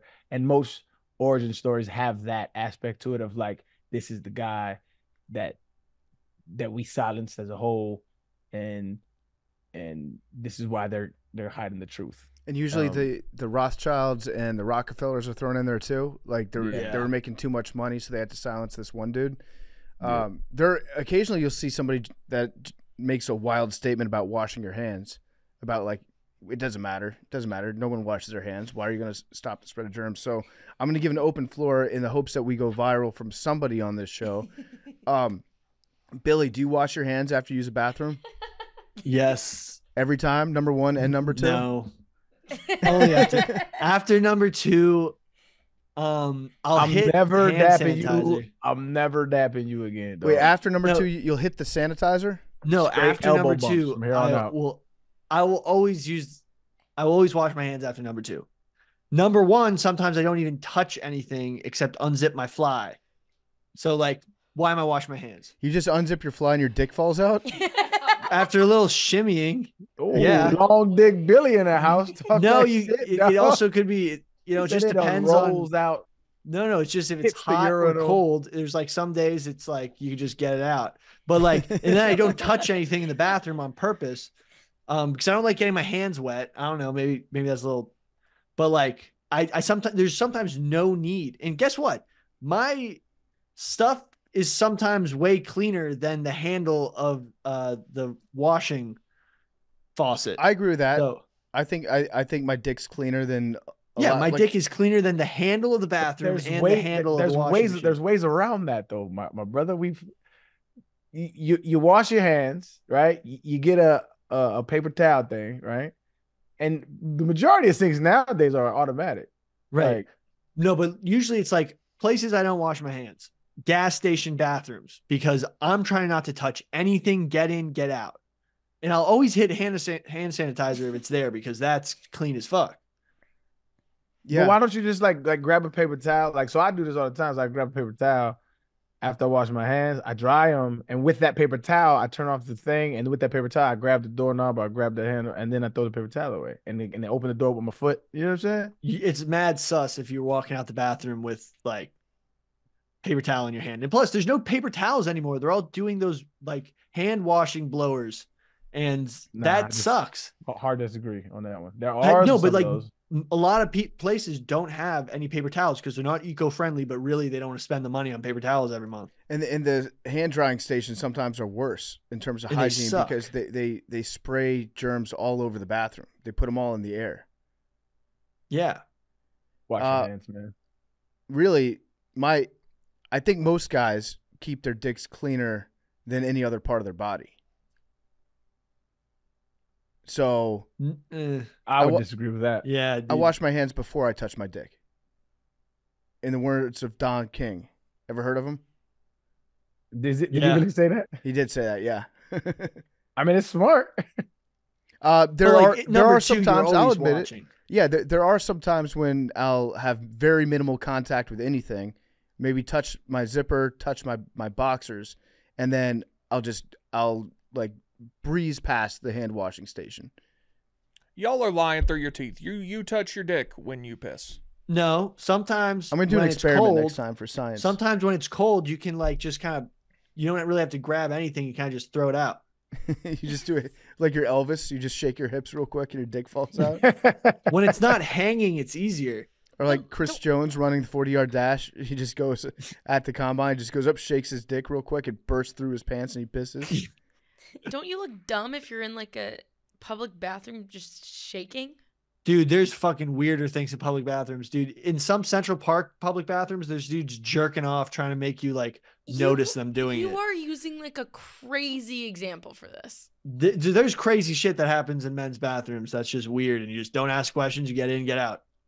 If you're in there for longer extended period of times, that means you're looking for a problem.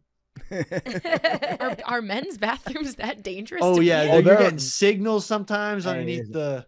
Hey, I know there's some nasty stuff that goes on in women's bathrooms, but by and large, women's bathrooms are. How do you know that? Because sometimes I don't got the patience to wait, and sometimes I go in a girl's bathroom. Like if there's nobody in there, I'm not a creep. I don't think anything crazy. I'll knock down, and I'll be like, "Yo, is anybody in here?" And if nobody says, then sometimes you got to do what you got to do. It is what it is. But like I remember I was at the gas station one time, and there was like a 6 or 7 people line for the men's bathroom, and there's nobody in the women's. And I was like, fuck this. So I knocked and see anybody in there, and I went. I was like, I'm not finna just, hell no. But anyway, by and large, women's bathrooms are 30 times more cleaner and just more well-kept than men. And it just says everything about our society, dog. Men's bathrooms are the worst places, aside from Buc-ee's, my brothers and sisters. Do yourself a favor and drop a deuce at Buc-ee's. Yep. Change your life. But other than that, men's bathrooms are the epitome of where we're at in society. It's disgusting in there. And it's weirdo shit. Like, why are you it's just like they just be pissing everywhere. Like walls. I seen shit on the floor before. I'm like, what's wrong with you? I've seen poop smeared on the walls. Yeah, weirdos. Just weird shit. Like, I've seen doo-doo in a urinal. I'm like, yeah. How did we get here, bro? How did we get here? I'd like to try that once before I die. See what I'm saying? Not a consistent thing, but I'd like to try that You once. might could because you tall. Probably smell horrible. Yeah, real bad. Not a probably, but there was this. There was a urinal at the old Barstool headquarters in New York, and there was one dude that kept using it, and they would like pick their nose at the urinal, and then they just put their booger on the wall behind it. And so you had like a wall with 6 or 7 boogers on it. We all had to figure out who did it. I don't think we ever got to the bottom of that, did we? Willie Cologne, who worked here at the time, this was the summer I was an intern, so I'd been there a few weeks, and he just accused me of doing that on the radio, and I didn't even go on that side of the office, really. We were on the other side where all the producers and stuff were. I legit don't think I'd ever been in that bathroom, and so that was on Barstool Breakfast, which was on like early. I got up and went in. I was fuming, and I went at him, and he eventually apologized, and we made up. But that was an insane thing to do. I'd worked there 2 or 3 weeks. He was just looking at the boogers, and they were big boogers, and like, who's got a big booger in here? Big T? He ain't even know you like that. He just no, like, never spoken to him. There's this new intern. I promise this motherfucker. I'll have to go find the clip because I don't think we had ever spoken. Like I had barely worked. That's crazy. Here. That's crazy. Yeah, I mean, that's accusations were being thrown around left and right at the time because you can't, unless you catch somebody green-handed, you're not going to be able to be like, oh, that's the dude that did it. So then you just look around the office and you're like, who here is the grossest? Yeah, I bet it was that guy. I wasn't working there at the time. Yeah, it was not Billy, confirmed, unless Billy's breaking in at night and putting his boogers on the wall. But yeah, did we never figure out who that was? I don't think we ever got to the bottom of that, but it was you never checked the tapes? Behavior. There's no cameras in the bathroom. No, but who goes in? Well, it's everybody goes in. That's the problem. Yeah. Well, didn't they figure out who the yak pooper was? They did, yeah, but that's been. We're not gonna say it. We're not gonna say it. Yeah. That's fucking crazy too. I was there for that shit. All right, so let's get to the interview with Dr. Ian Copeland. He is a PhD level geneticist, and also he claims in his bio that he is a debunker of nonsense. Cool guy. Arian reached out to him, got him on the show. Very interesting dude to talk to. So here he is, Dr. Ian Copeland. All right, we welcome on to the program now Ian Copeland, Dr. Ian Copeland, who is a PhD in genetics and in genomics. Is it genomics or genomics? Genomics is fine, same thing. Yes, okay, cool. From the Baylor College of Medicine. He also has a bachelor's in biology from Norfolk State University. And so he's an expert in the field of the topic of today's discussion. So we kind of want to pick your brain on some stuff, man. So we appreciate you joining, brother. How you doing? No, man, I'm doing great, man. Happy to be here 100%, man. I'm ready to talk and chitty chat, answer any questions you guys have a conversation. So it's good to go. Perfect. So how I came across you, man, was Twitter is one of my favorite social media apps. And so you big into Twitter Spaces, right? In Twitter Spaces, you run a lot of Twitter Spaces about anti-vax stuff, and it's the way that you talk to anti-vaxxers to me that caught my attention. But I think it's needed. So for people that don't know, you can follow him on Twitter. But you're very abrasive and you talk shit to these people like it's bad. And I agree that this is how it should be approached, because I think, and I'm definitely a layman, right? So from a layman's perspective, my stepfather he's a PhD geneticist as well, right? And so he kind of gave me a baseline on how to research topics, right? And so you can kind of tell when people are full of shit or when they're not, from my vantage point.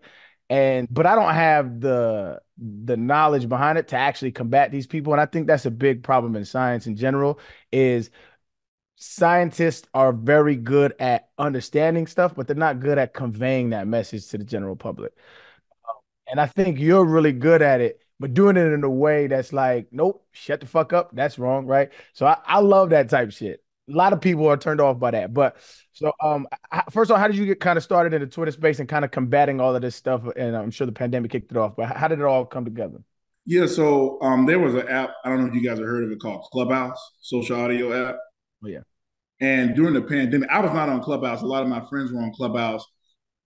And at that point, I think a lot of people were just, rightfully so, nobody knew what was going on. You know, it was like, what is happening? Like, everybody was afraid. I was afraid. Everybody was afraid. Let's be real.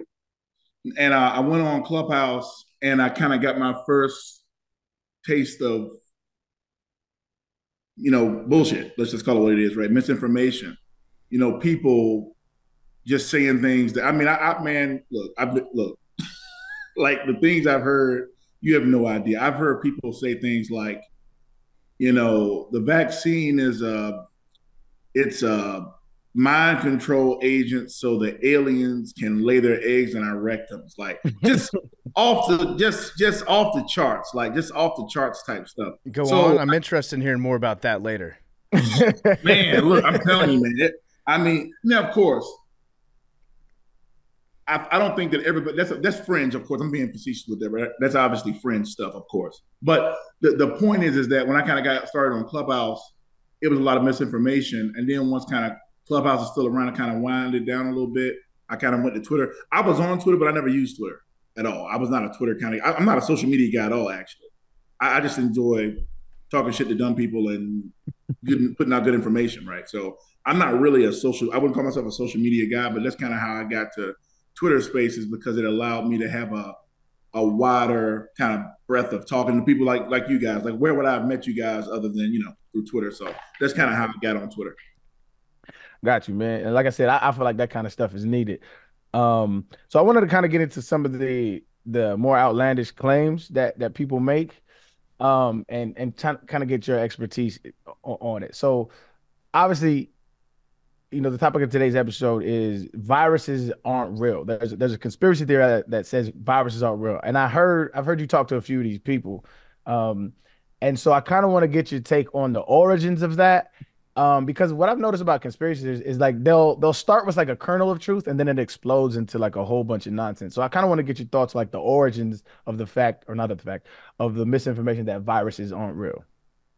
Sure. So I think obviously if you go like way back in history, before they understood what microorganisms were, they believed in like spontaneous generation and stuff like that. That's kind of like the true origin of it, right? But like once we had microscopy, you get Koch postulates, which is pretty much like the first experiments that showed that infectious agents can cause disease. So Koch postulates kind of showed that. You kind of begin to see that there are microorganisms, and then you kind of go on to where we are today. We understand that viruses exist.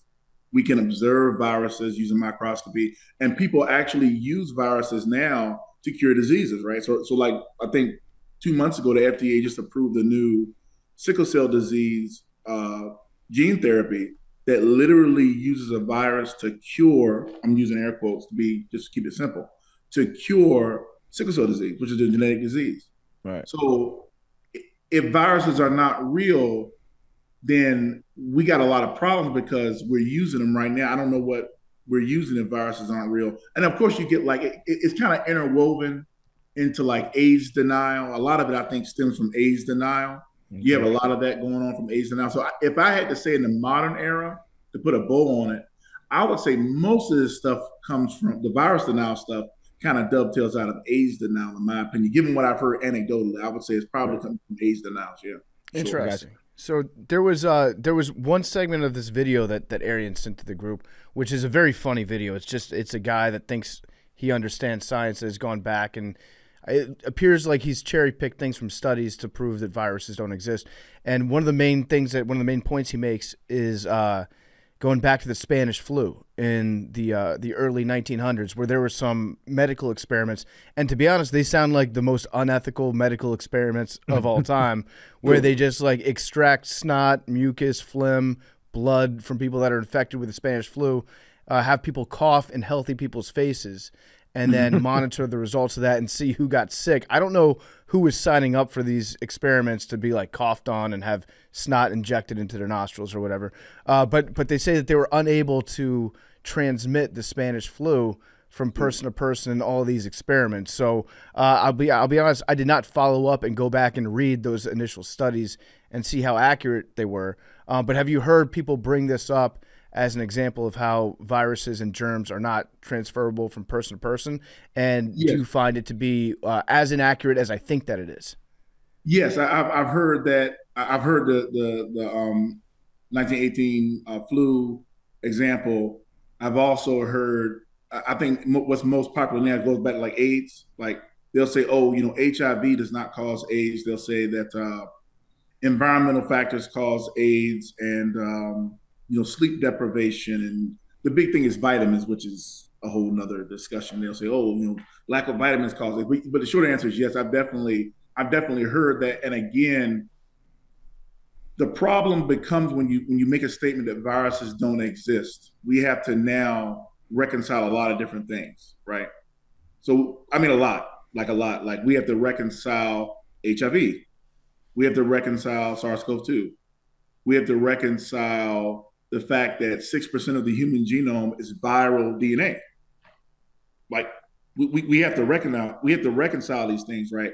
And like going back to what was posed to me as a question when me and Arian were talking earlier, how do you kind of disseminate the real from the bullshit, right?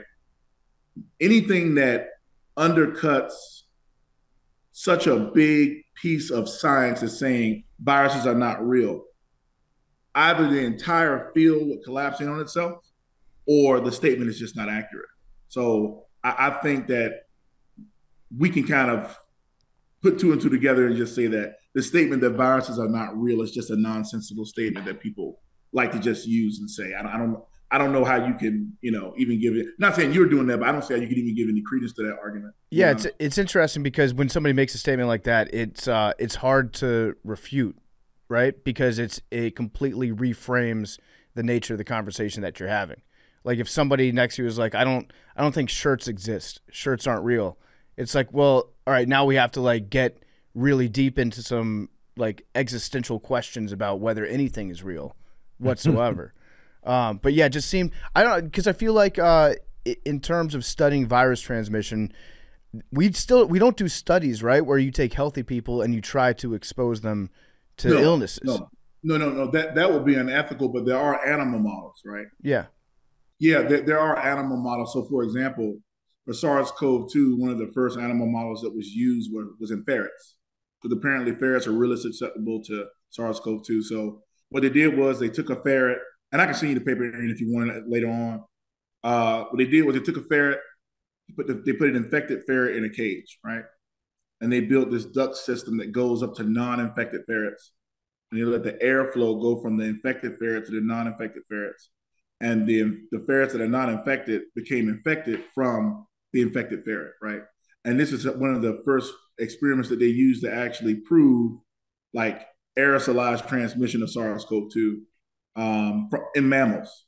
So yeah, you're not going to be out here like in the year 2024, like you said, like, hey guys, let me sneeze in your face or something like that. It's not going to happen. But yeah, there are definitely animal models that show that viruses like SARS-CoV-2 are transmissible. And to go to your point, what I would ask a person who doesn't think viruses exist, going back to those gene therapy examples, if the viruses don't exist, like what are we using? Like what is it? Like, how are we curing these diseases? Like how are we curing like sickle cell disease or treating it, I should say? How are we treating spinal muscular atrophy? Spinal muscular atrophy is a very deadly form of muscular dystrophy.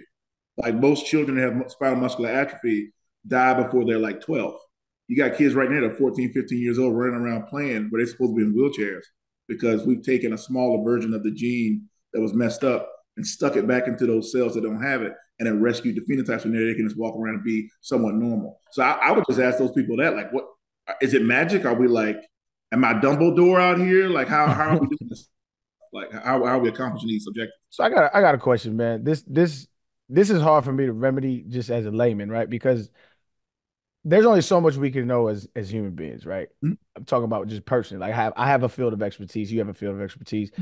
And so we're kind of like at the whims of experts, right? Mm-hmm. But for somebody who's a layman, who is looking at somebody like Dr. Malone, right? Dr. Robert Malone is a big proponent that the SARS-CoV vaccines are unhealthy. They're causing massive deaths, yada yada yada. So here's a guy who has claimed that he invented mRNA vaccines or the technology for him, right? So as a layman, I'm listening to him. He has all the qualifications of a PhD. He has those qualifications. But then I hear you, who is a PhD, somebody like you who has a PhD in genetics as well. You guys are at odds with each other. How as the layman am I supposed to differentiate who is telling the truth and who is not telling the truth to make the best decision for myself and my family? Right. And that, man, it's hard, man. That's a great question. So going back to Malone, he's a perfect example. So did Malone have a hand in the creation of SARS-CoV-2 vaccines? Absolutely. Absolutely. Without question. He did a lot, one of those hallmark experiments that showed that it was even possible. Did he create SARS-CoV-2 vaccines? Absolutely not. There are about 50 or 60 different groups that's a culmination of years of work. So I wouldn't give him. I'm not saying you're saying that. I'm just saying a lot of. He says that he'll tell you I invented it, and it's like, bro, that's bullshit. You didn't invent it. You had a hand in this, inception, but you didn't invent it. Going back to how can you tell the difference? So I've actually talked to Malone and McCullough on Clubhouse quite a few times, and Steve Kirsch, all these kind of guys. And I'll ask them. I asked them all the same question. I said, okay, you're telling me that, like, I think Malone's big thing is now. He has so many claims. His big thing is like vaccines can cause DNA damage and stuff. mRNA vaccines can cause DNA damage. They can cause cancer and all this kind of stuff. I'm like, okay, anywhere on the planet, any language you want, can you show me a single paper or citation that illustrates that, right? If that was the case, you got, I think, and now we're like, and you can fact check them, the 7 billion doses given. I think we got 5.8 billion people vaccinated globally with some form of SARS-CoV-2 vaccine. I think about 4 billion of those people got mRNA-based vaccines. If 1% of people died as a result of that, anywhere, we wouldn't see it. Like we wouldn't see like the population of Atlanta getting like low-key raptured in a year, right? Like we would observe that. That would be something that I would imagine would be observable. And as soon as you ask them that, you get it gets to the comic book shit, right? It's the cabal. They're suppressing the information. Pharmaceutical industry, and again, the pharmaceutical industry is not this like fluffy, flowery thing. I see them as a necessary evil. They put out good products because they make money from them. That's just the reality of capitalism. But I say all that to say, to answer your question about how can a layman disseminate it, I would say look to the primary information. Like, so if somebody starts saying, you should believe me because I'm a doctor, that should be a red flag to anybody. If I tell you something right now and say, hey, listen, guys, trust me, I'm a doctor, there's an 85% chance I'm on bullshit. Because I haven't presented any information to you. I just kind of leveraged my credentials and said, hey, listen, I'm a doctor, you should believe me. And I think that's what people have to do, is to at least attempt to look for the primary literature, not newspaper articles, BitChute, Twitter, the scientific articles, the information is put out by different countries. And if you don't want to trust, the U.S., not to get political, I'm trying to get political because I am in the Army, so I stay apolitical. But if you want to trust your own government's data, go to another country, go to Japan, go to UK. And if then you're saying, well, all of the governments of the world are in some cabal, now we're getting into like DC comic book universe type stuff. So that's kind of how I appraise the information. All right, this is my last. This one, I appreciate that. Last one, and I'm gonna kick it to some of my co-hosts because I know I got some questions. So, kind of getting in the weeds of like quote unquote doing your own research, and like when you said look at the primary source of scientific, citation, right? Mm-hmm. How does one disseminate like a good journal versus a bad journal? Like something that's like kind of like either propaganda or is bullshit versus this is peer reviewed and this is good journal. Right. So there are scores for journals. One of them is called an H index. You can like look up the journal, H index of a journal. And if you start seeing indexes and scores that are low, then you kind of can say, wait a minute, this is not really like, I'll give you two right now that you should look out for. Curious, which is Cureus, is like highly regarded as a borderline predatory journal by certain sources, depending on who you ask. And it's predatory because keep in mind that academia is not perfect, right? It's not. Like, as a professor, as an academia, like that's why I'm not an academic, because I don't like that idea of it. If you don't publish, you perish. If you don't publish papers, you get fired. Like that's how it works, right? So if you don't publish papers consistently, they'll fire you. So what has happened is there's now a vehicle where these predatory journals come along and say, hey, listen, guys, I'll publish your paper. If you give me some money, I'll publish it. So it's not being published because of the rigor of the work. It's being published because they pay some money, right? And that does happen. And going back to the second piece to this is talking about praising good journals from bad journals. The indexes work well, but it's also about the type of study. And I'll try not to get too deep in. I know we are limited on time, but I will just try to get like three pieces of this. So there are statistical arguments, there are clinical arguments, and then there are what I call in vitro arguments. So a statistical argument is like you saying, hey, listen, myocarditis is found in 1 in 10,000 people, whatever. Statistical argument. Clinical argument is like, oh, we did a clinical trial and we showed 1, 2, 3, 4, 5. And then the rest of it is like in vitro stuff. Like we took a cell and we replicated what we think is happening in a human body and we put it in a petri dish and this is what happened. And I say that to say that you got to be careful, because what will end up happening is you may ask a statistical question and they give you a clinical piece of literature. Like they'll switch up the argument on you. If you ask them, okay, Malone, how many people have died from SARS-CoV-2 vaccination? He won't give you a number. He'll go to a mechanism because he doesn't have a number. You see what I'm saying? He'll say, well, this paper showed that there's a risk of cancer. I said, that's fine, but that's not what I asked you. I asked you, give me a number. And he can't do it because it doesn't exist. So I think that's another piece to it, not just what journal is published in, but what argument is being posed and what study do you get to the argument that you ask. And if those don't match, again, 90% chance it's bullshit. Gotcha. I'm gonna kick it to Billy, man. I know you got some questions from my guy. So I'm the perfect guy to dunk on. I have a terrible vertical. So why don't we just start throwing up lobs? No, so first thing I want to ask you about, just like I'm gonna raise a couple of the common tropes about like especially from the right about COVID and just want to hear, your answers to them and hopefully shed some light, because I have questions and I know a bunch of other people do about certain aspects of the vaccine code and everything. I first want to know, what are your thoughts on the lab leak theory? Like, do you think there's basis to that theory? Do you think it really was a wet market transmission, like, ferrets to, those type of animals? I just want to hear your, thoughts on that. So this is my personal opinion again. Ian's opinion. I haven't seen any strong evidence to suggest a lab leak theory. I think that when we look at how most of these things happen, this is how they happen, right? Even when you go back to MERS, right? MERS was coronavirus that happened in the Middle East, right? It was very deadly. It didn't kill a lot of people, but it had very high mortality rate. Turns out when we tracked it back, it came from camels that were being slaughtered in wet markets. You go to SARS-CoV-1, same thing, right? The origin is the wet market issue. And so when it comes about that, hey, listen, we see a virus come out of a wet market, allegedly, right? Come out of a wet market, and we go back and do the genomic analysis on it, and it turns out, and I can send the papers if you want at a later time. I'm trying to keep it low level. I don't want to nerd you out, but right. Coronaviruses are different than like influenza virus. They got a different way of picking up mutations, right? They leverage the fact that they're very mutation prone. So they leverage that. It's good for them, right? Like, I can mutate, I can change. So when they did the analysis on SARS-CoV-2, there's a really good paper that came out in 2022, and it showed that a lot of the homology, which is just a fancy way of saying the sequences that match, they match from like coronavirus we see in snakes and bats and pangolins and camels and horses and donkeys and sheep. And what that shows me is that, hey, listen, this appears to be a situation where you got to remember these animals had very different evolutionary paths, right?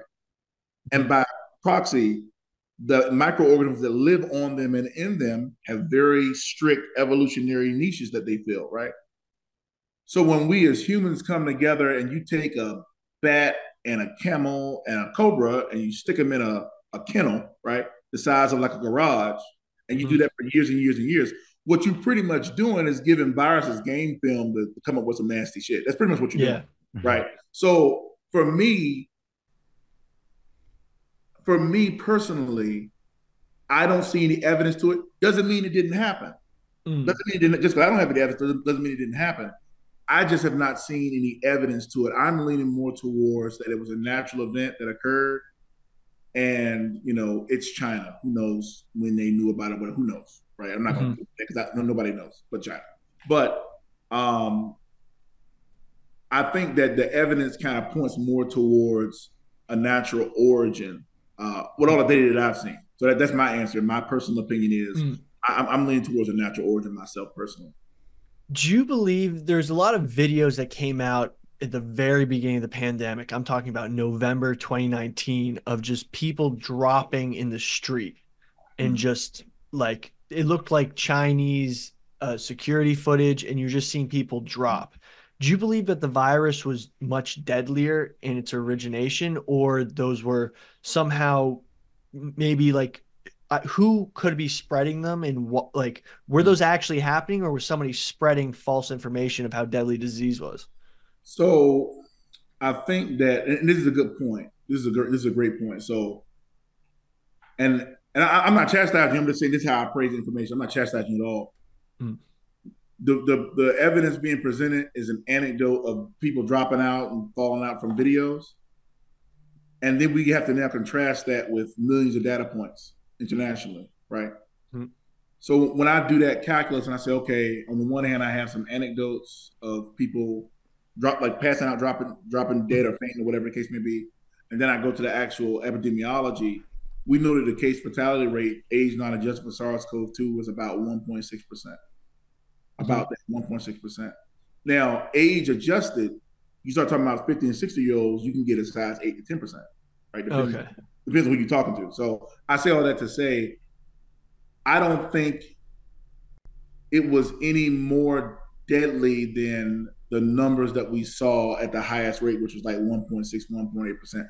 In my personal opinion, given the data that I've seen. Again, it doesn't make me right. It's just my opinion. I totally agree with you, but it's just weird that there was some entity or somebody just posting these random videos of people dying in public in China and just spreading it across the internet for some reason.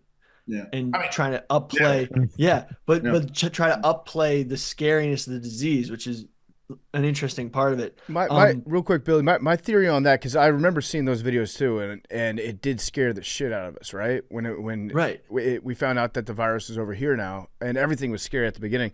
My theory on that is that it can be pretty simple to explain it by saying things that are shocking get a lot of traction by nature on social media, right?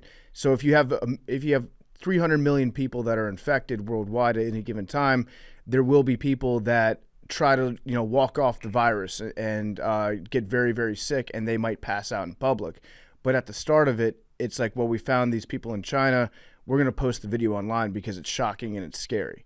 And then that, in my own head, it can be made to translate to say, oh shit, this virus makes everybody pass out like that in public, and it scares you. But I think that's what was happening at the start. Just people trying to get clicks, trying to get like retweets and more interaction on social media with it. I agree. Yeah. Yeah. Clicks, man. That's just facts. I mean, that's facts. It's true. It's real rap. Yeah. Moving on, talking about some of the first days of the virus. I don't want to talk about masks and all that because that's kind of played out. I mean, it kind of we don't really know. Some people say it helps. Some people say I think it would be pointless to spend our time talking about that. I sort of want to move on to why other therapeutic medicines weren't used as widely as the vaccine, such as like the Regeneron IV bag that they were supposed to be using for people with dire COVID. Why do you think some of these treatments weren't as widespread and the vaccine was pushed faster than anything else? That's a great question. So typically in any event where you have a microorganism that's infectious like SARS-CoV-2, the biggest thing that you want to do first is prevention. That's the biggest thing you want to do because the thinking is always if you can limit the spread of it, you can kind of play what you're playing catch up anyway. Like I want people to think about it like this. Once let's say tomorrow news breaks that there's rampant Ebola in New York City. Let's just make that up. Let's just say that. Ebola had probably been there for 3-4 weeks. We just didn't know about it, right? So as soon as we identify it, we already playing catch up. Like it's a infectious disease is always a catch up game. Unfortunately, it's always a catch up game. So I think that at the beginning, and I can't be in these people's heads. This is my opinion. I can't be in their heads. This is my personal opinion. Again, I think that vaccination was the right way to go for the onset because they were trying to limit the spread, and I think it did that very well per the data. I do think that I don't know if you're talking about ivermectin or not. I don't think you. I mean, there were some of the other therapeutics. We can get into ivermectin. I have a couple. You're talking about stuff that was actually approved. Yeah. Like, I see. Yeah. So, and a lot of that too is it's a supply thing. Like a lot of times people think that, oh, listen, like let's say on Monday somebody comes up with some medication, you got to get that stuff into the pipeline. That like making the medication is like 10% of the equation. The rest of it is getting into the pipeline. How do you distribute it evenly? Where do you distribute it? Who gets it? Right. So a lot of that stuff is not like infinitesimal. You just can't magically snap your fingers and you have enough to kind of produce it in a way that makes sense. It's kind of like with remdesivir at first, right? Remdesivir already existed, but it took time for them to be able to make enough of it for it to have a true impact. This is why at the beginning it was limited to like you're saying, like very, very dire cases, people that were really, really sick because they didn't have enough to go around. And it had some very nasty side effects too. So it's not a benign treatment either. So yeah. I'm gonna get into the vaccines in a second. Just want to say I'm a vaccine fan. Only rabies vaccinated person on the podcast. I'm the only one vaccinated for rabies on this podcast. I got tons of vaccinations recently, probably the most vaccinations of anyone on this podcast. Just not a COVID vaccine. Just not a COVID vaccine, right? Just I'm skeptical. I got it. I got J&J, but stuff's coming out.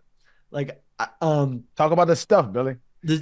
For example, there's this study that came out literally yesterday, I think. Yep. You might know the one I'm talking about. Yep, I do. Like, they're saying, I'm just going to read some of this stuff. 99 million vaccinated people across 8 countries. Increased risks, myocarditis, highest risk after second Moderna dose, 6 times expected rate. Pericarditis, another heart condition after AstraZeneca, 6.9%. Nice. First and fourth Moderna doses, 1.7, 2.6. Guillain-Barré syndrome, blood clots. I'm seeing all this, right? Mm-hmm. Yeah. What is going? And by the way, they're saying that the risks are higher if you got COVID. Mm-hmm. So the vaccines are saying there's risks. They're saying it's less than if you also had COVID, and the risks are higher after COVID. But most people who got the vaccines also got COVID. Yep, true. So would it have been better if you didn't get the vaccine and just got COVID instead of getting the double multiplier? Mm-hmm. Okay. I'm gonna tell you why. So I'll take it in pieces. So number one, you read the paper. So you're talking about I know exactly the paper you're talking about. I tweeted about it yesterday.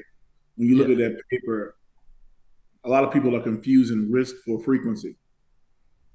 If something happens 1 out of 50 million times, I'm just making up a number. I'm not saying that's the case. I'm just making a number to make it digestible.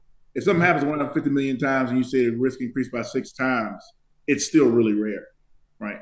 Mm-hmm. All of these we're talking about are still rare things. Doesn't mean that they're insignificant. I'm glad the study came out. It doesn't make them insignificant. It actually makes it very significant, because everything that you do with a vaccine or any medical intervention, no medical intervention is risk-free. Nothing. There's not a single medical intervention that's risk-free.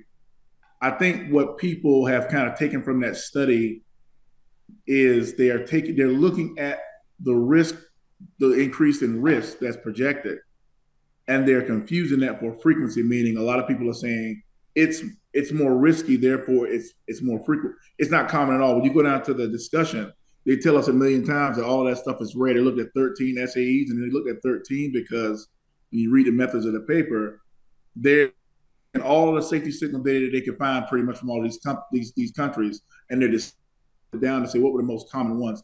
These were the most common events that they could find, and you're still talking about 1 in 20,000, 1 in 10,000, 1 in 100,000. I think GB was 1 in 600,000. I think, if I'm not mistaken, I can stand to be corrected on that. So I say that to say that the paper is important for sure. I'm glad people are reading it. It's actually good that people are reading the paper and not getting it from like Twitter or BitChute or whatever. Mm-hmm. But I think that does not illustrate the point that the vaccine, and not saying you're saying this, I'm not saying it's not bad or anything like that. It just illustrates the point that he is saying that. No, I'm saying that it was definitely appropriate. Aaron's on you, man. He's on you, bro.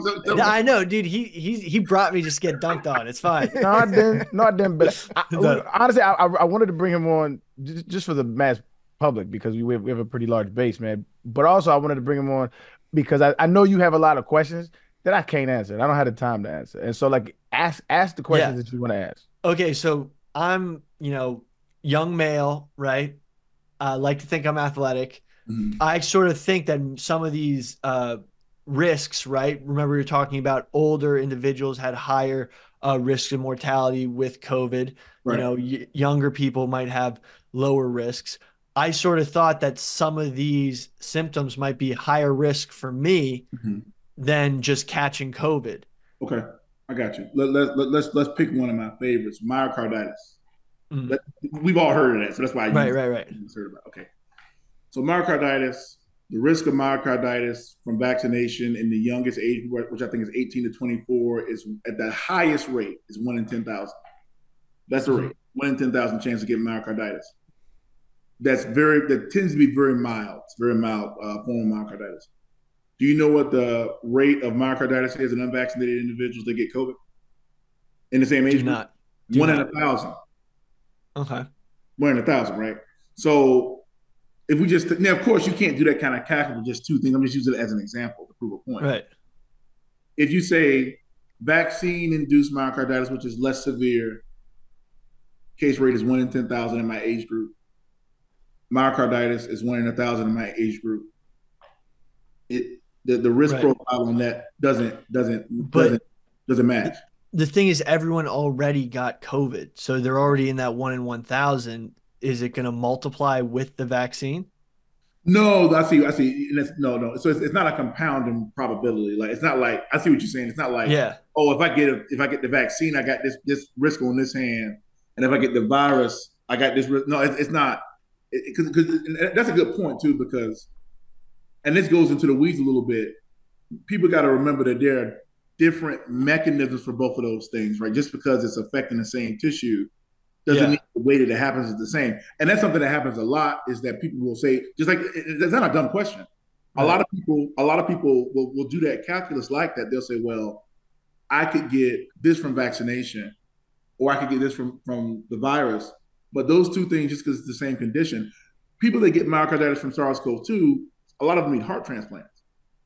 Their heart is shot. Like it's a wrap for them with that. Like, so I say that to say, of course, vaccination is a personal choice. I'm not up here saying that people should be held down, right? And somebody comes and pull your pants down and give you a vaccination. I'm not saying that. But what I am saying is that I think that the calculus that people do to come up with their risk benefit is just shot. I just got to be honest. I think it's shot. I think that people. Okay, I'll give you an example. And I'm not picking on you, but I'm talking to you, so I'm picking you. No, of course.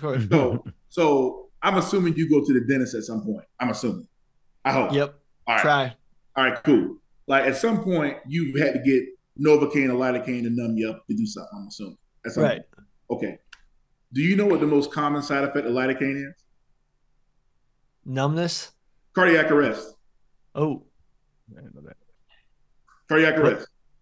I just literally used lidocaine a second ago. Like even if people think I'm bullshitting, like you can Google it, like lidocaine and Novocaine can give you a heart attack. Right? So even if I spray it on my back, it can in theory give you a heart attack. Now that like topical, not so much, but like injectable, 100%. And here's the point that I'm making with that. You're using it right now. Yeah.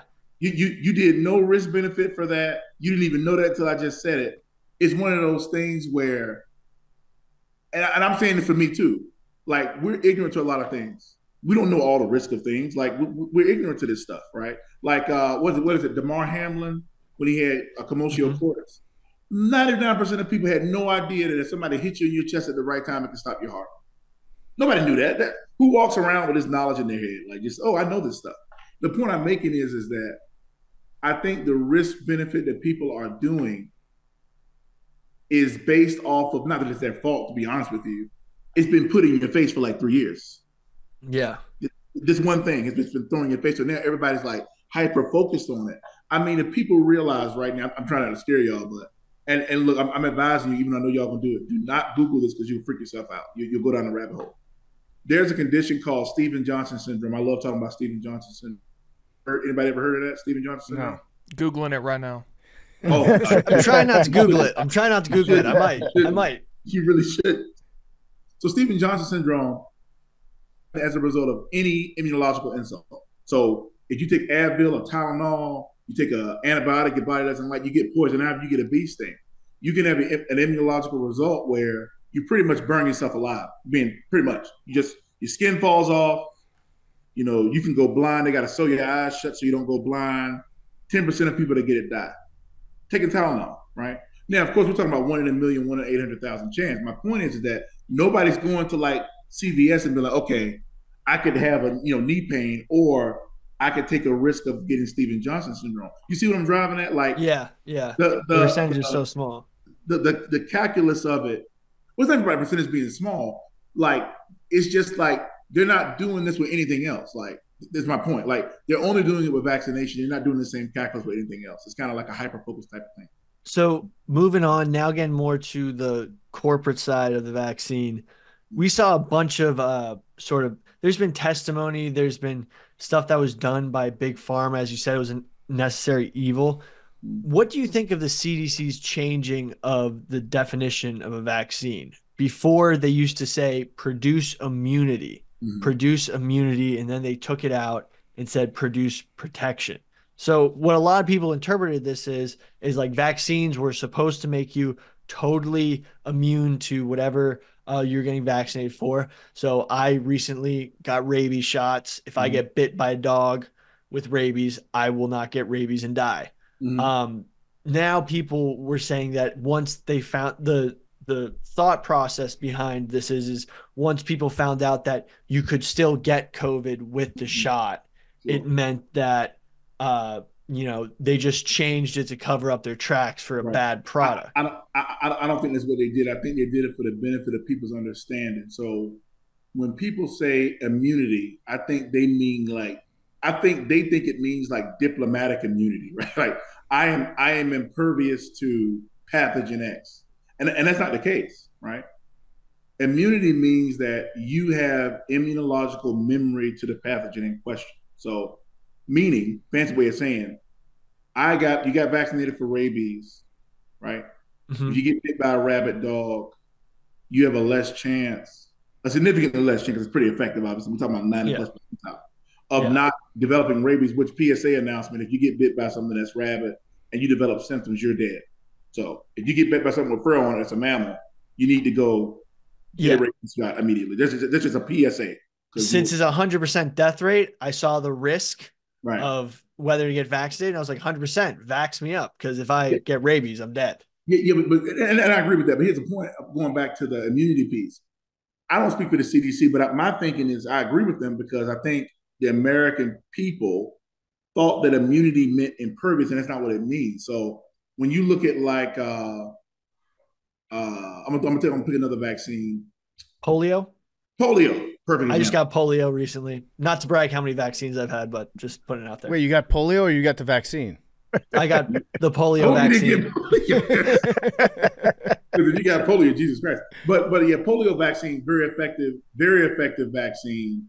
But the thing is that if you went around testing people for polio that got vaccinated, you can still have people that test positive for polio virus that are not symptomatic for paralytic polio. You see the difference? I think that's the difference, is that when people hear you can be vaccinated and still get COVID, I think they think they're saying symptomatic COVID, which is not the case.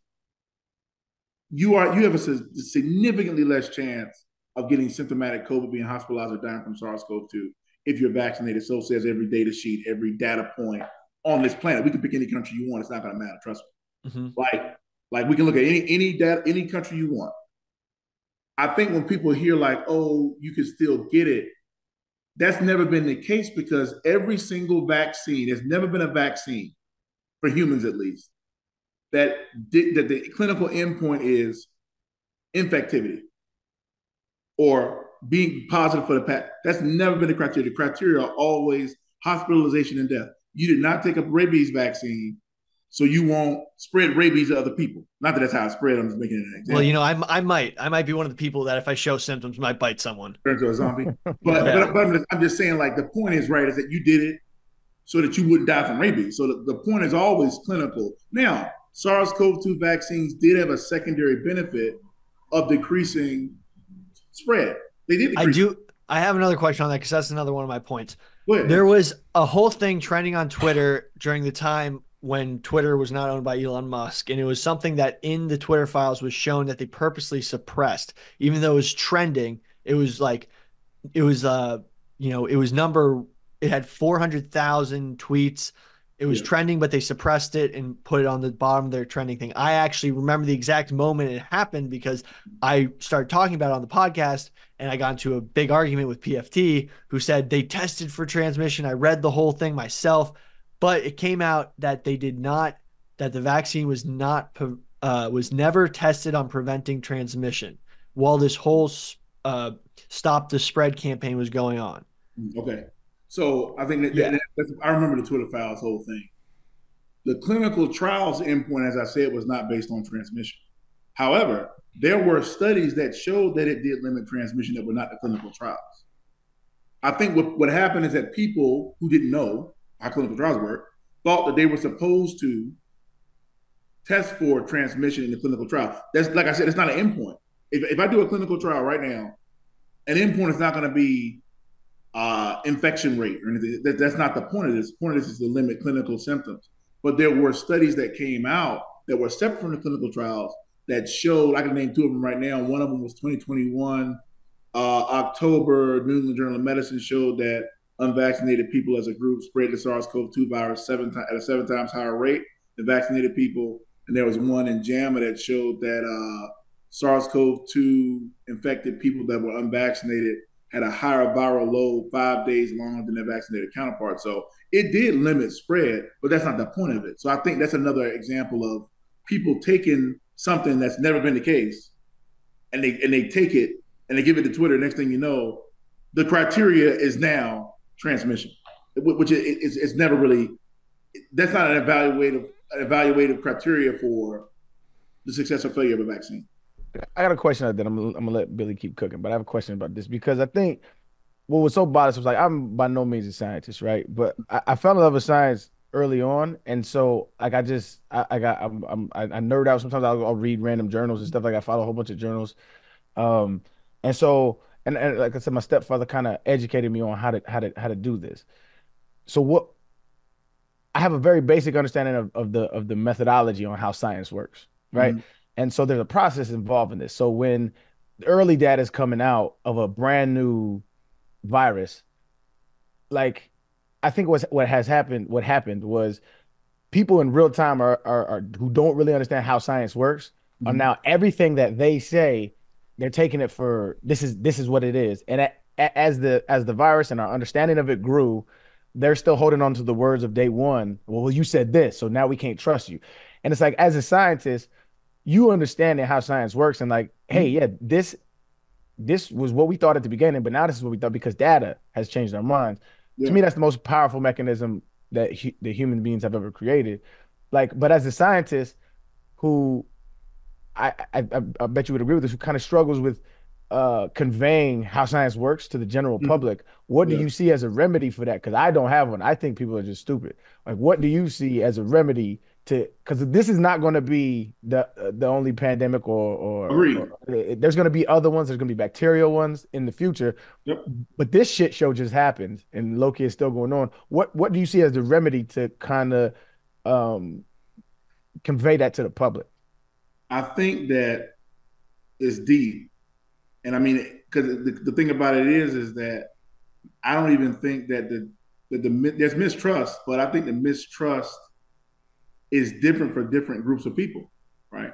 Anecdotally, I think that, in the Black community, I think that the mistrust is due to the obvious history of systemic racism and experience hundreds of years, right? So it's kind of hard to trust. I think in other communities, I think it's more of a political ideation. It's very stark along like political, like whether you're for it or against it. It's just very like, this is my political position. Even people that are for it a lot of times can't really tell you why, right? Like it's just like some political stuff that they're anti to the other group. So I would say I would give you some cheesy answer about like education and stuff, but I don't even think that's gonna fix it, to be honest with you. I really don't. I don't think that this is gonna sound this will sound bad. I think that what will fix it will be what's coming next. It's a natural selection. No, I'm serious. I'm being totally serious. I think what will fix it will be when that virus comes that has like a 5% kill rate, maybe R0 is how many people one person can infect when they're sick. Maybe a 5 R0, that's damn near extinction level event. Well, do you think people with a higher risk factor, do you think people will think the vaccine will be worth the risk in that? I don't know, because it's deceptive, right? Because like take SARS-CoV-2. You got people right now that think that SARS-CoV-2 is not a big deal. SARS-CoV-2 has killed 6 times the amount of every single death from every single war and conflict the United States has ever been in since its birth. Mm-hmm. 6 times that amount of people have died in 2 years. And people are still just like, just like kind of whatever. Even right now, I think we're getting a 9/11 every month and a half. A lot of people don't care in deaths. Yeah. And that's not including people that have long COVID. It's not including people that I've met these people, right? That got people don't know about sepsis, right? They get sick, they fight the virus for days and days and months, their immune system gets weak, they get a bacterial infection, and they wake up with no genitals, lips, nose, hands, or feet. Right? You go to sleep sick, you wake up as a quadriplegic, right? Happens all, thousands of people have experienced COVID-induced sepsis, right? And if you want to have a good Google search, look up Fournier's gangrene and COVID. That's real fun. That's when that's blue waffle. Yeah, that's when pretty much. Yeah. That's when the bacteria eat your genitals off, right? And I'm being vulgar intentionally because people just use the metric of death, not understanding that there are worse fates than death. For Casualties. Sure. For sure. There are worse being dead. So I think that what we're going to learn is just like when we learn from, I don't call it Spanish flu, because that's not to say that people who are saying are racist, but Spanish flu is actually a pejorative kind of term for the disease. It's because they were in World War I. Yeah, exactly. So I like to call it 1918 Spanish, 1918 flu epidemic or flu pandemic.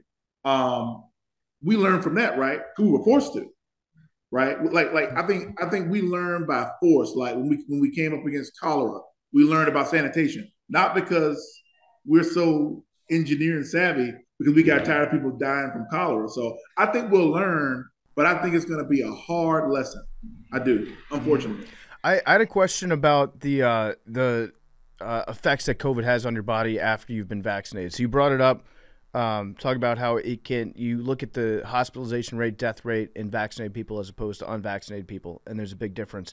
But how does the virus still make you sick? I'm not talking about like having it and it's transmissible with no symptoms, but I've gotten COVID a couple times. I've gotten double vax, so I've had the virus, and I've been sick for 2 or 3 days. Inside your body, how does that work if you've received the vaccine to the point where COVID can still infect you and make you sick? Right. That's a great question. So I just very briefly, I'll break it down like this. How does COVID make you sick in general? And then I'll tell you about the vaccine piece, so it'll make sense. How does COVID make you sick in general? The virus has to enter a cell. All viruses got to get inside of your cell some kind of way. That's the whole job. The whole job of a virus is to get inside of your cell and force the cell in some way, shape, or form to make viral protein. That's the whole game.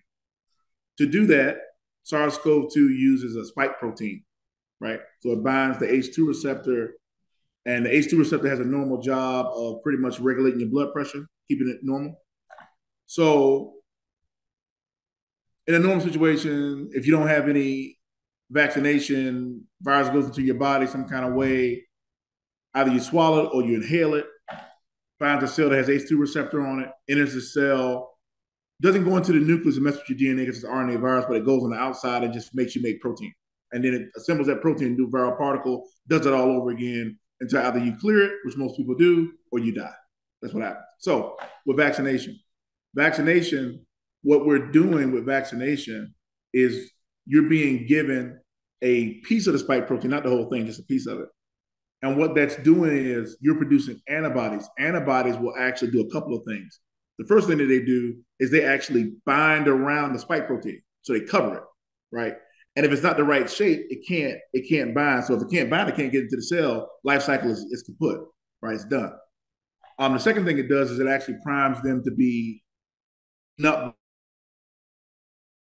The thinking of a vaccine is if you have the immune memory before you get it, your immune system is already ready. If you get it, you've never seen it before, you may produce antibodies that might take you 2 or 3 weeks. It may take you 2 or 3 weeks to produce antibodies. How does it make you sick after? There's an open discussion on this, how it makes you sick after you get vaccinated. Let's say you get the vaccine and you get SARS-CoV-2 and you clear it, right? Your body clears it, cool. The problem is that some people, what your immune cell does, it actually engulfs pieces of it and it keeps them and it holds it. It holds that piece of that protein. And what some scientists think is happening is your body can't recognize that it's not the virus anymore, right? And you just keep getting the immunological response, even though you cleared it. You're done with the virus, but you pretty much cleared it. And this is what we're calling long COVID, right? That's one mechanism of long COVID, that your body thinks it's still sick because those immune cells are holding on to the piece of that protein, and it's just every day. You go on game day every day, right? When you've already cleared it like 2 months ago. I hope I answered your question, or did I not answer? Yeah, that makes sense when you're talking about long COVID. I'm curious, like if you've been vaccinated and your body, your immune system has the game plan of how to fight it, why do you still, like somebody that is not having long COVID but has contracted it a second time or a third time, how are they able to still get actually sick with the virus with the vaccine? I see. So I see what you're asking me. I see. Everything's on a scale, right? So when some people get vaccinated, they have a very strong immune response, like very strong. When some people get vaccinated, they don't have a very strong immune response. They got vaccinated, they got boosted, they didn't have a very strong immune response. So even if you're producing antibodies, let's say that the dose that you got, and this is another piece of a viral load, right? Let's say there's two people in the room. One person has a low viral load, so the amount of virus they have at that time is not very high. And let's say another person has very high viral loads through the roof. They're actively symptomatic. If person number one with a low viral load coughs on you and you're vaccinated, you might just clear that puppy up in 2 days and never get sick, and it's fine. If person number two comes and sneezes on you and their viral load is like astronomical, it might overwhelm your ability. It may outcompete your ability to produce antibodies fast enough, and you'll get sick. Okay. So yeah, so that can still happen, and that's a good point too, because the SARS-CoV-2 vaccine is not a magic bullet. That's the other side of it, right? We always talk about kind of the anti-vax stuff, which is stupid. What's equally stupid is thinking that if you're vaccinated, you're impervious. Not the case. I got vaccinated. They're actually joking on me on Twitter right now, which is hilarious. They're joking on me on Twitter right now because I got vaccinated and I got myocarditis when I got COVID, right? So I actually got myocarditis from COVID. I never sneezed, I never coughed. I had myocarditis. I was in the hospital for like 2 days, and then it was fine, and I was good to go. But I'm a vaccinated person. I got vaccinated. I've been boosted, and I still got myocarditis. It's not a magic bullet. I mean, it's a decreased risk, but it does not preclude you fully from dying or getting sick. It just decreases your risk substantially. I mean, when I say substantially, at one point in the pandemic, we were tracking this stuff in our rooms when we did these rooms. In the United States, the anti-vax population made up, at that point, 26% of the population, and they accounted for 87% of all deaths in the United States at the time point we looked at.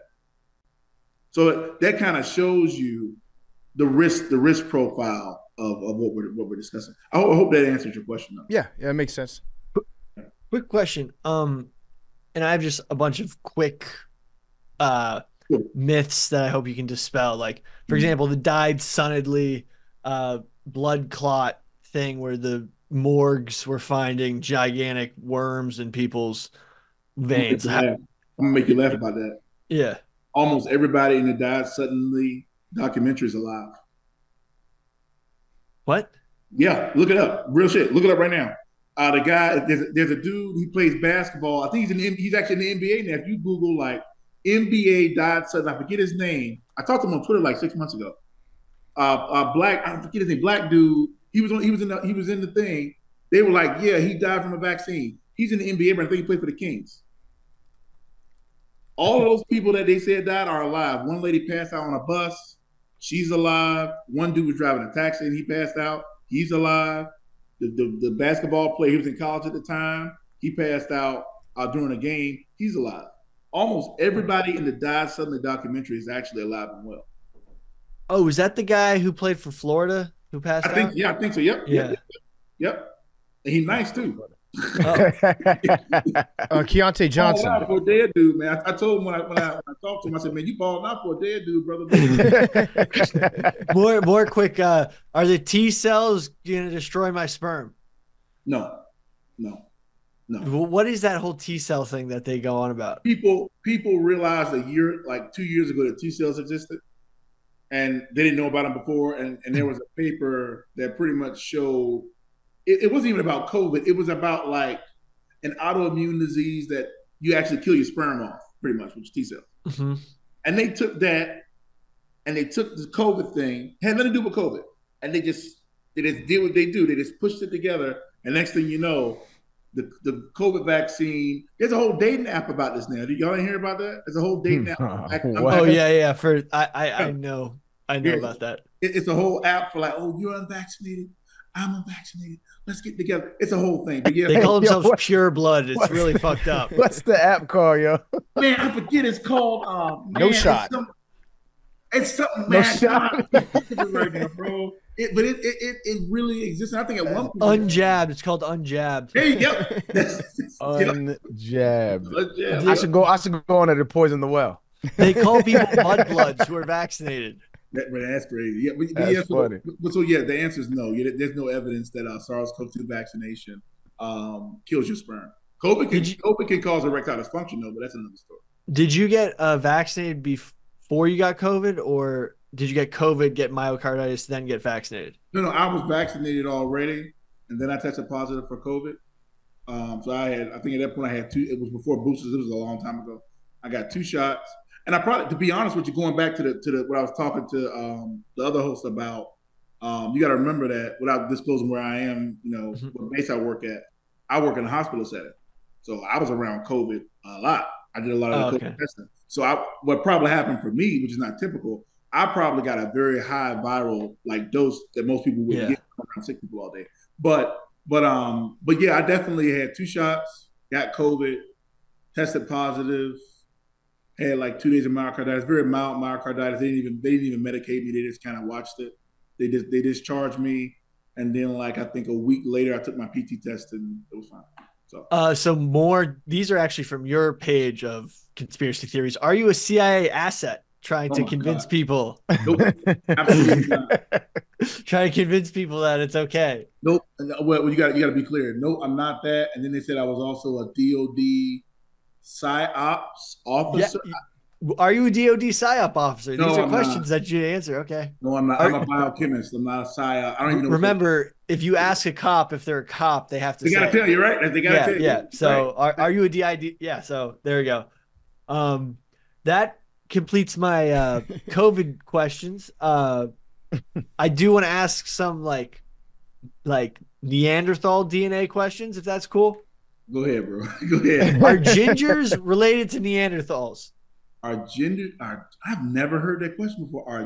So I've been doing some research. A lot of people saying that people with more Neanderthal DNA tend to be gingers. And I'm not gonna lie, I've never heard that. I mean, of course, there are humans on the planet that do have Neanderthal DNA. That's a fact. But I don't know if it has anything to do with being associated with gingers, man. I couldn't tell you. I don't speak about something I don't know about. I don't know about. Okay. That. I never heard that. Funny though. Thank you. That completes my line of questioning. 100%, man. 100%. I appreciate it. Yep. Big T, got anything? Well, I didn't know we were going to go on about COVID for so long. I had one about this germs don't exist theorist thing. Yeah. I read that it overlaps a lot with chiropractors. Are you anti-chiropractor? Because I've been to a chiropractor recently. That shit's awesome. So no. Shout out to the chiropractors, man. Chiropractors. I'm sure you agree with this, man. You were in the NFL. Chiropractors are legit. I don't think anybody's disagreeing when they in their practice. They're legit. But bro, chiropractors. I don't know when it happened. There are chiropractors out here, man, that are just so far outside of their scope. They be talking about medication but the short answer is yes, because you can tell I'm a little triggered by that. Yes, the chiropractors are some of the biggest pushers of viruses don't exist, and they also have this thing where they're oh my god, they're epigenetics and diet. I don't know if y'all have heard about it. That's another thing they like to talk about, epigenetics and diet, which they have no idea what they're talking about, but. Yes, they are. The chiropractors are problematic for sure. Do you think it's a coincidence that chiropractors push things like germs don't exist, and that everything that you need to solve all your illnesses is contained within your spine and adjusting your body, and that happens to line up with their line of business and how they make money? Yeah, and also that a lot of this stuff that's facts, and it's also an easy grift, right? Because a lot of the things that they do. They're not technically practicing medicine, right? If I tell you, hey, listen, man, like you just said, come in, let's do some acupuncture. And I just give you a form and it's yo, you know I'm not a medical doctor, right? You just sign it. I'm good. I got your money. I'm absolved of all liability, and I can grip you all I want. Yeah, that's fact, 100%. I was doing a whole bunch of reading on chiropractors. Yeah, they feel good, but like if you ask like spinal doctors, I don't know what they're called. They're like, yo, that shit is horrible. Don't go to them. Like they're like really adamant about that. But it do feel good. I do have a question though, bro. This is more for like my people, because I'm finna clip this and send it to them. Mm-hmm. Black people love Dr. Sebi, man. Oh my God.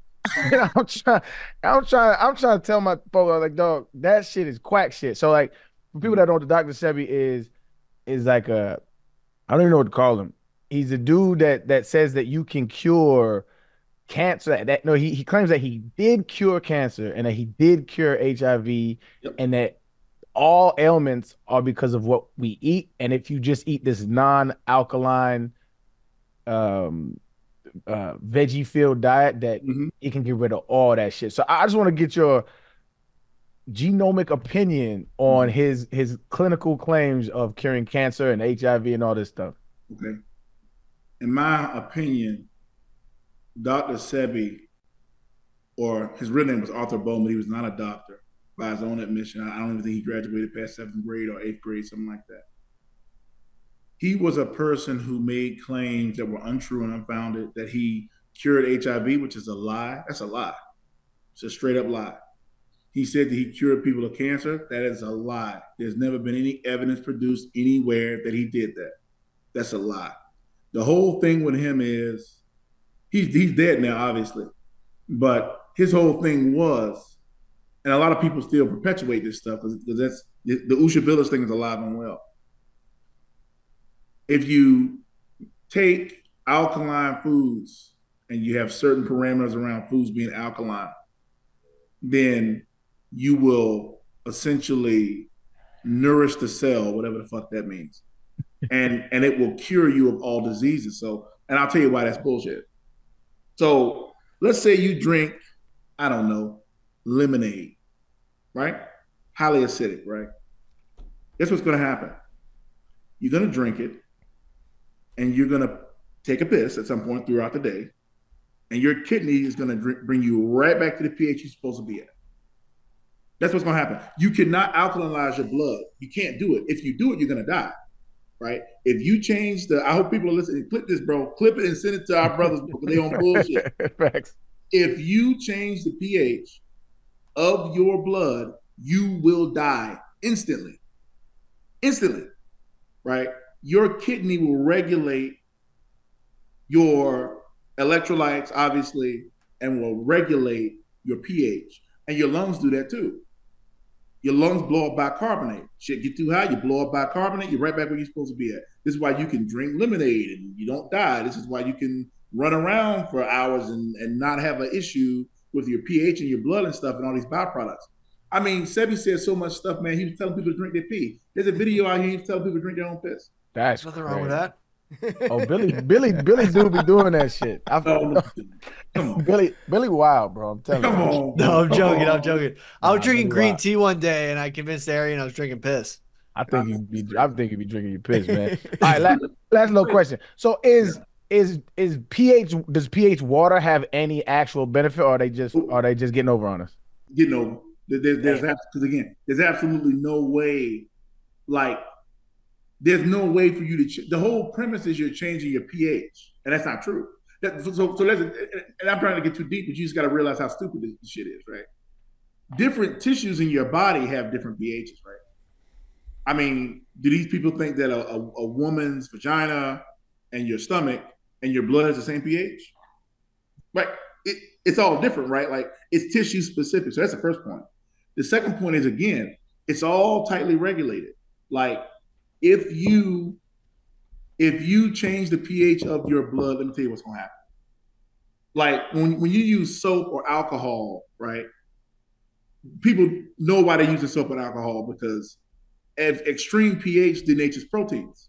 So proteins are folded up in a certain way. If you pull them apart, make them straight, they don't work anymore.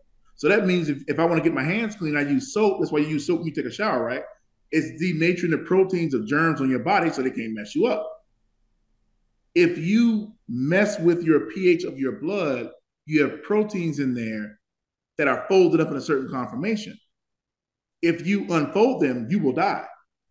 Like instantly, you will legit, like if somebody could just stand on snap right now and just straighten out all the proteins you got in your blood, you would drop dead instantly.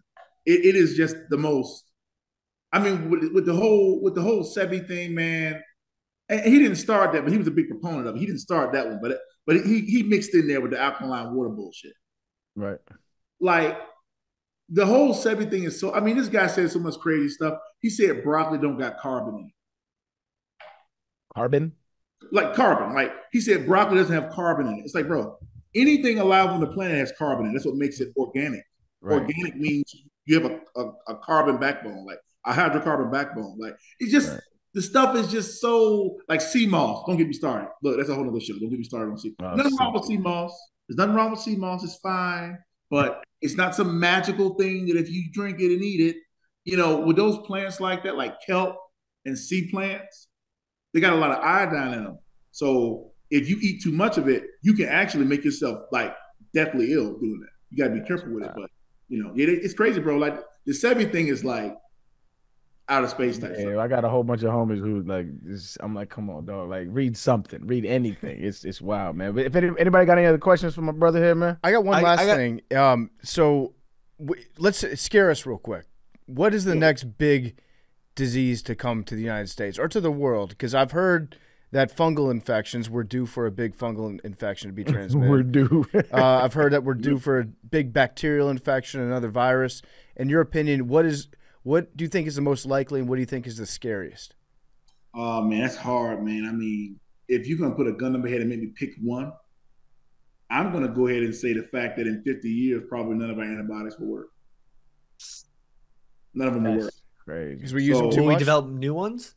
I mean, I mean, I'm hopeful that I am optimistic that in the scientific way, I think that we will be able to create new antibiotics, and like phage stuff is a thing now. So phage are viruses that, you know, going back to viruses don't exist, right? It comes full circle, right? Viruses don't exist, but viruses actually infect and kill bacteria.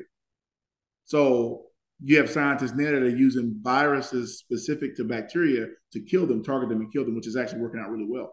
I'm optimistic about it, but there's going to be a lag point, right, in there where we don't have it. Like even right now, it's already happening. Like you look at like if you want to scare yourself again, I mean, we all have heard of MRSA, obviously, in the athletics people, we've all heard of MRSA. You know, there's also like necrotizing fasciitis. Dude, there's a chlamydia in South Carolina. Yes. Yeah, it's like Citadel, Gamecocks, and I think SCAD, South Carolina School of Art and Design. Those three schools, there's a chlamydia that's roaming there. Yeah, I mean, you got to remember, like chlamydia is somewhat benign now. We got antibiotics, but when you start looking back, like Alexander the Great, when they first came in contact with it, it was killing off entire battalions. Chlamydia, knocking them out. Like it, like you get chlamydia, it's a wrap. It's game over. So a lot of these pathogens that we view as benign, because we kind of spoiled, we got antibiotics that work right now. 20 and 30 years, you got super gonorrhea in Japan, been there for 10 years, killing people, creeping up their spinal column in their brain, killing them, colonizing their brain and killing them. Damn. Yep, you got Vibrio. Vibrio, and this is what's crazy, talking about scaring you. Vibrio lives in all seawater. Like you go to the beach, right? Like Vibrio is just a natural part of the environment. It lives in aquatic mammals' guts. So when they take a shit in the water, it's just out there. When the temperature gets high in the summertime, you go to the beach, you swimming in Vibrio bacteria, man. That should eat your leg off. I don't go in the water, bro. That's gonna skip me. I'm just saying, like a lot of this stuff that we just we don't even know about. You know what I'm saying? Like even in the dirt, like I mean, of course, you don't typically get this unless you have like HIV, you have like AIDS, or you have a compromised immune system, or you're a cancer patient, something like that. That's a compromised immune system. But like in the dirt, and all the dirt, Clostridium, common bacteria, you get that shit in the wrong place at the wrong time, to eat your face off, right? So you know, the point is that, and I work in this space, so I'm just kind of morbid. So you can ignore me a little bit, but I think bacteria are going to really be a big problem in the next 10 years or so. They're already a problem now. In regard to the next pandemic, though, I'm looking at avian flu. because everybody remember when like eggs were like $8 Yeah. a carton, like 8 months ago or so. That was because you had an avian flu that was literally killing like 96% of birds that got it. They had to go in there and kill the whole flock off. Oh, that's why those people were gluing their hands to the court. Basketball court. Yeah, because the owner of the Yeah. Timberwolves, I think, owned a bunch of chicken farms, and he had to kill like 10 million birds. Yeah, he had no choice because once that stuff gets in a coop, even though you got them siloed, once it gets in a coop, man, I mean, you just gotta. It sounds rough, but you just gotta go in there and you just gotta cull them, because if you don't, I mean, it'll spread. The crazy part about this particular a highly pathogenic avian flu, HPAIs, are what they're called, is that nobody was talking about it because, again, going back to how people appraise information, you had bears, wolves, dolphins, walruses, squirrels, ground foxes, pumas. Hunters were finding just dead mammals in the woods, entire deer groups just killed off by this avian flu. They were positive for it. It was this close to making a jump. It was this close. It was real. I mean, it was right. It was Jeez. Right there, man. It was right fucking there. It was so close. I was watching, because that's part of my job, right? I was watching that shit like a hawk. I was like, yo, what we doing, right?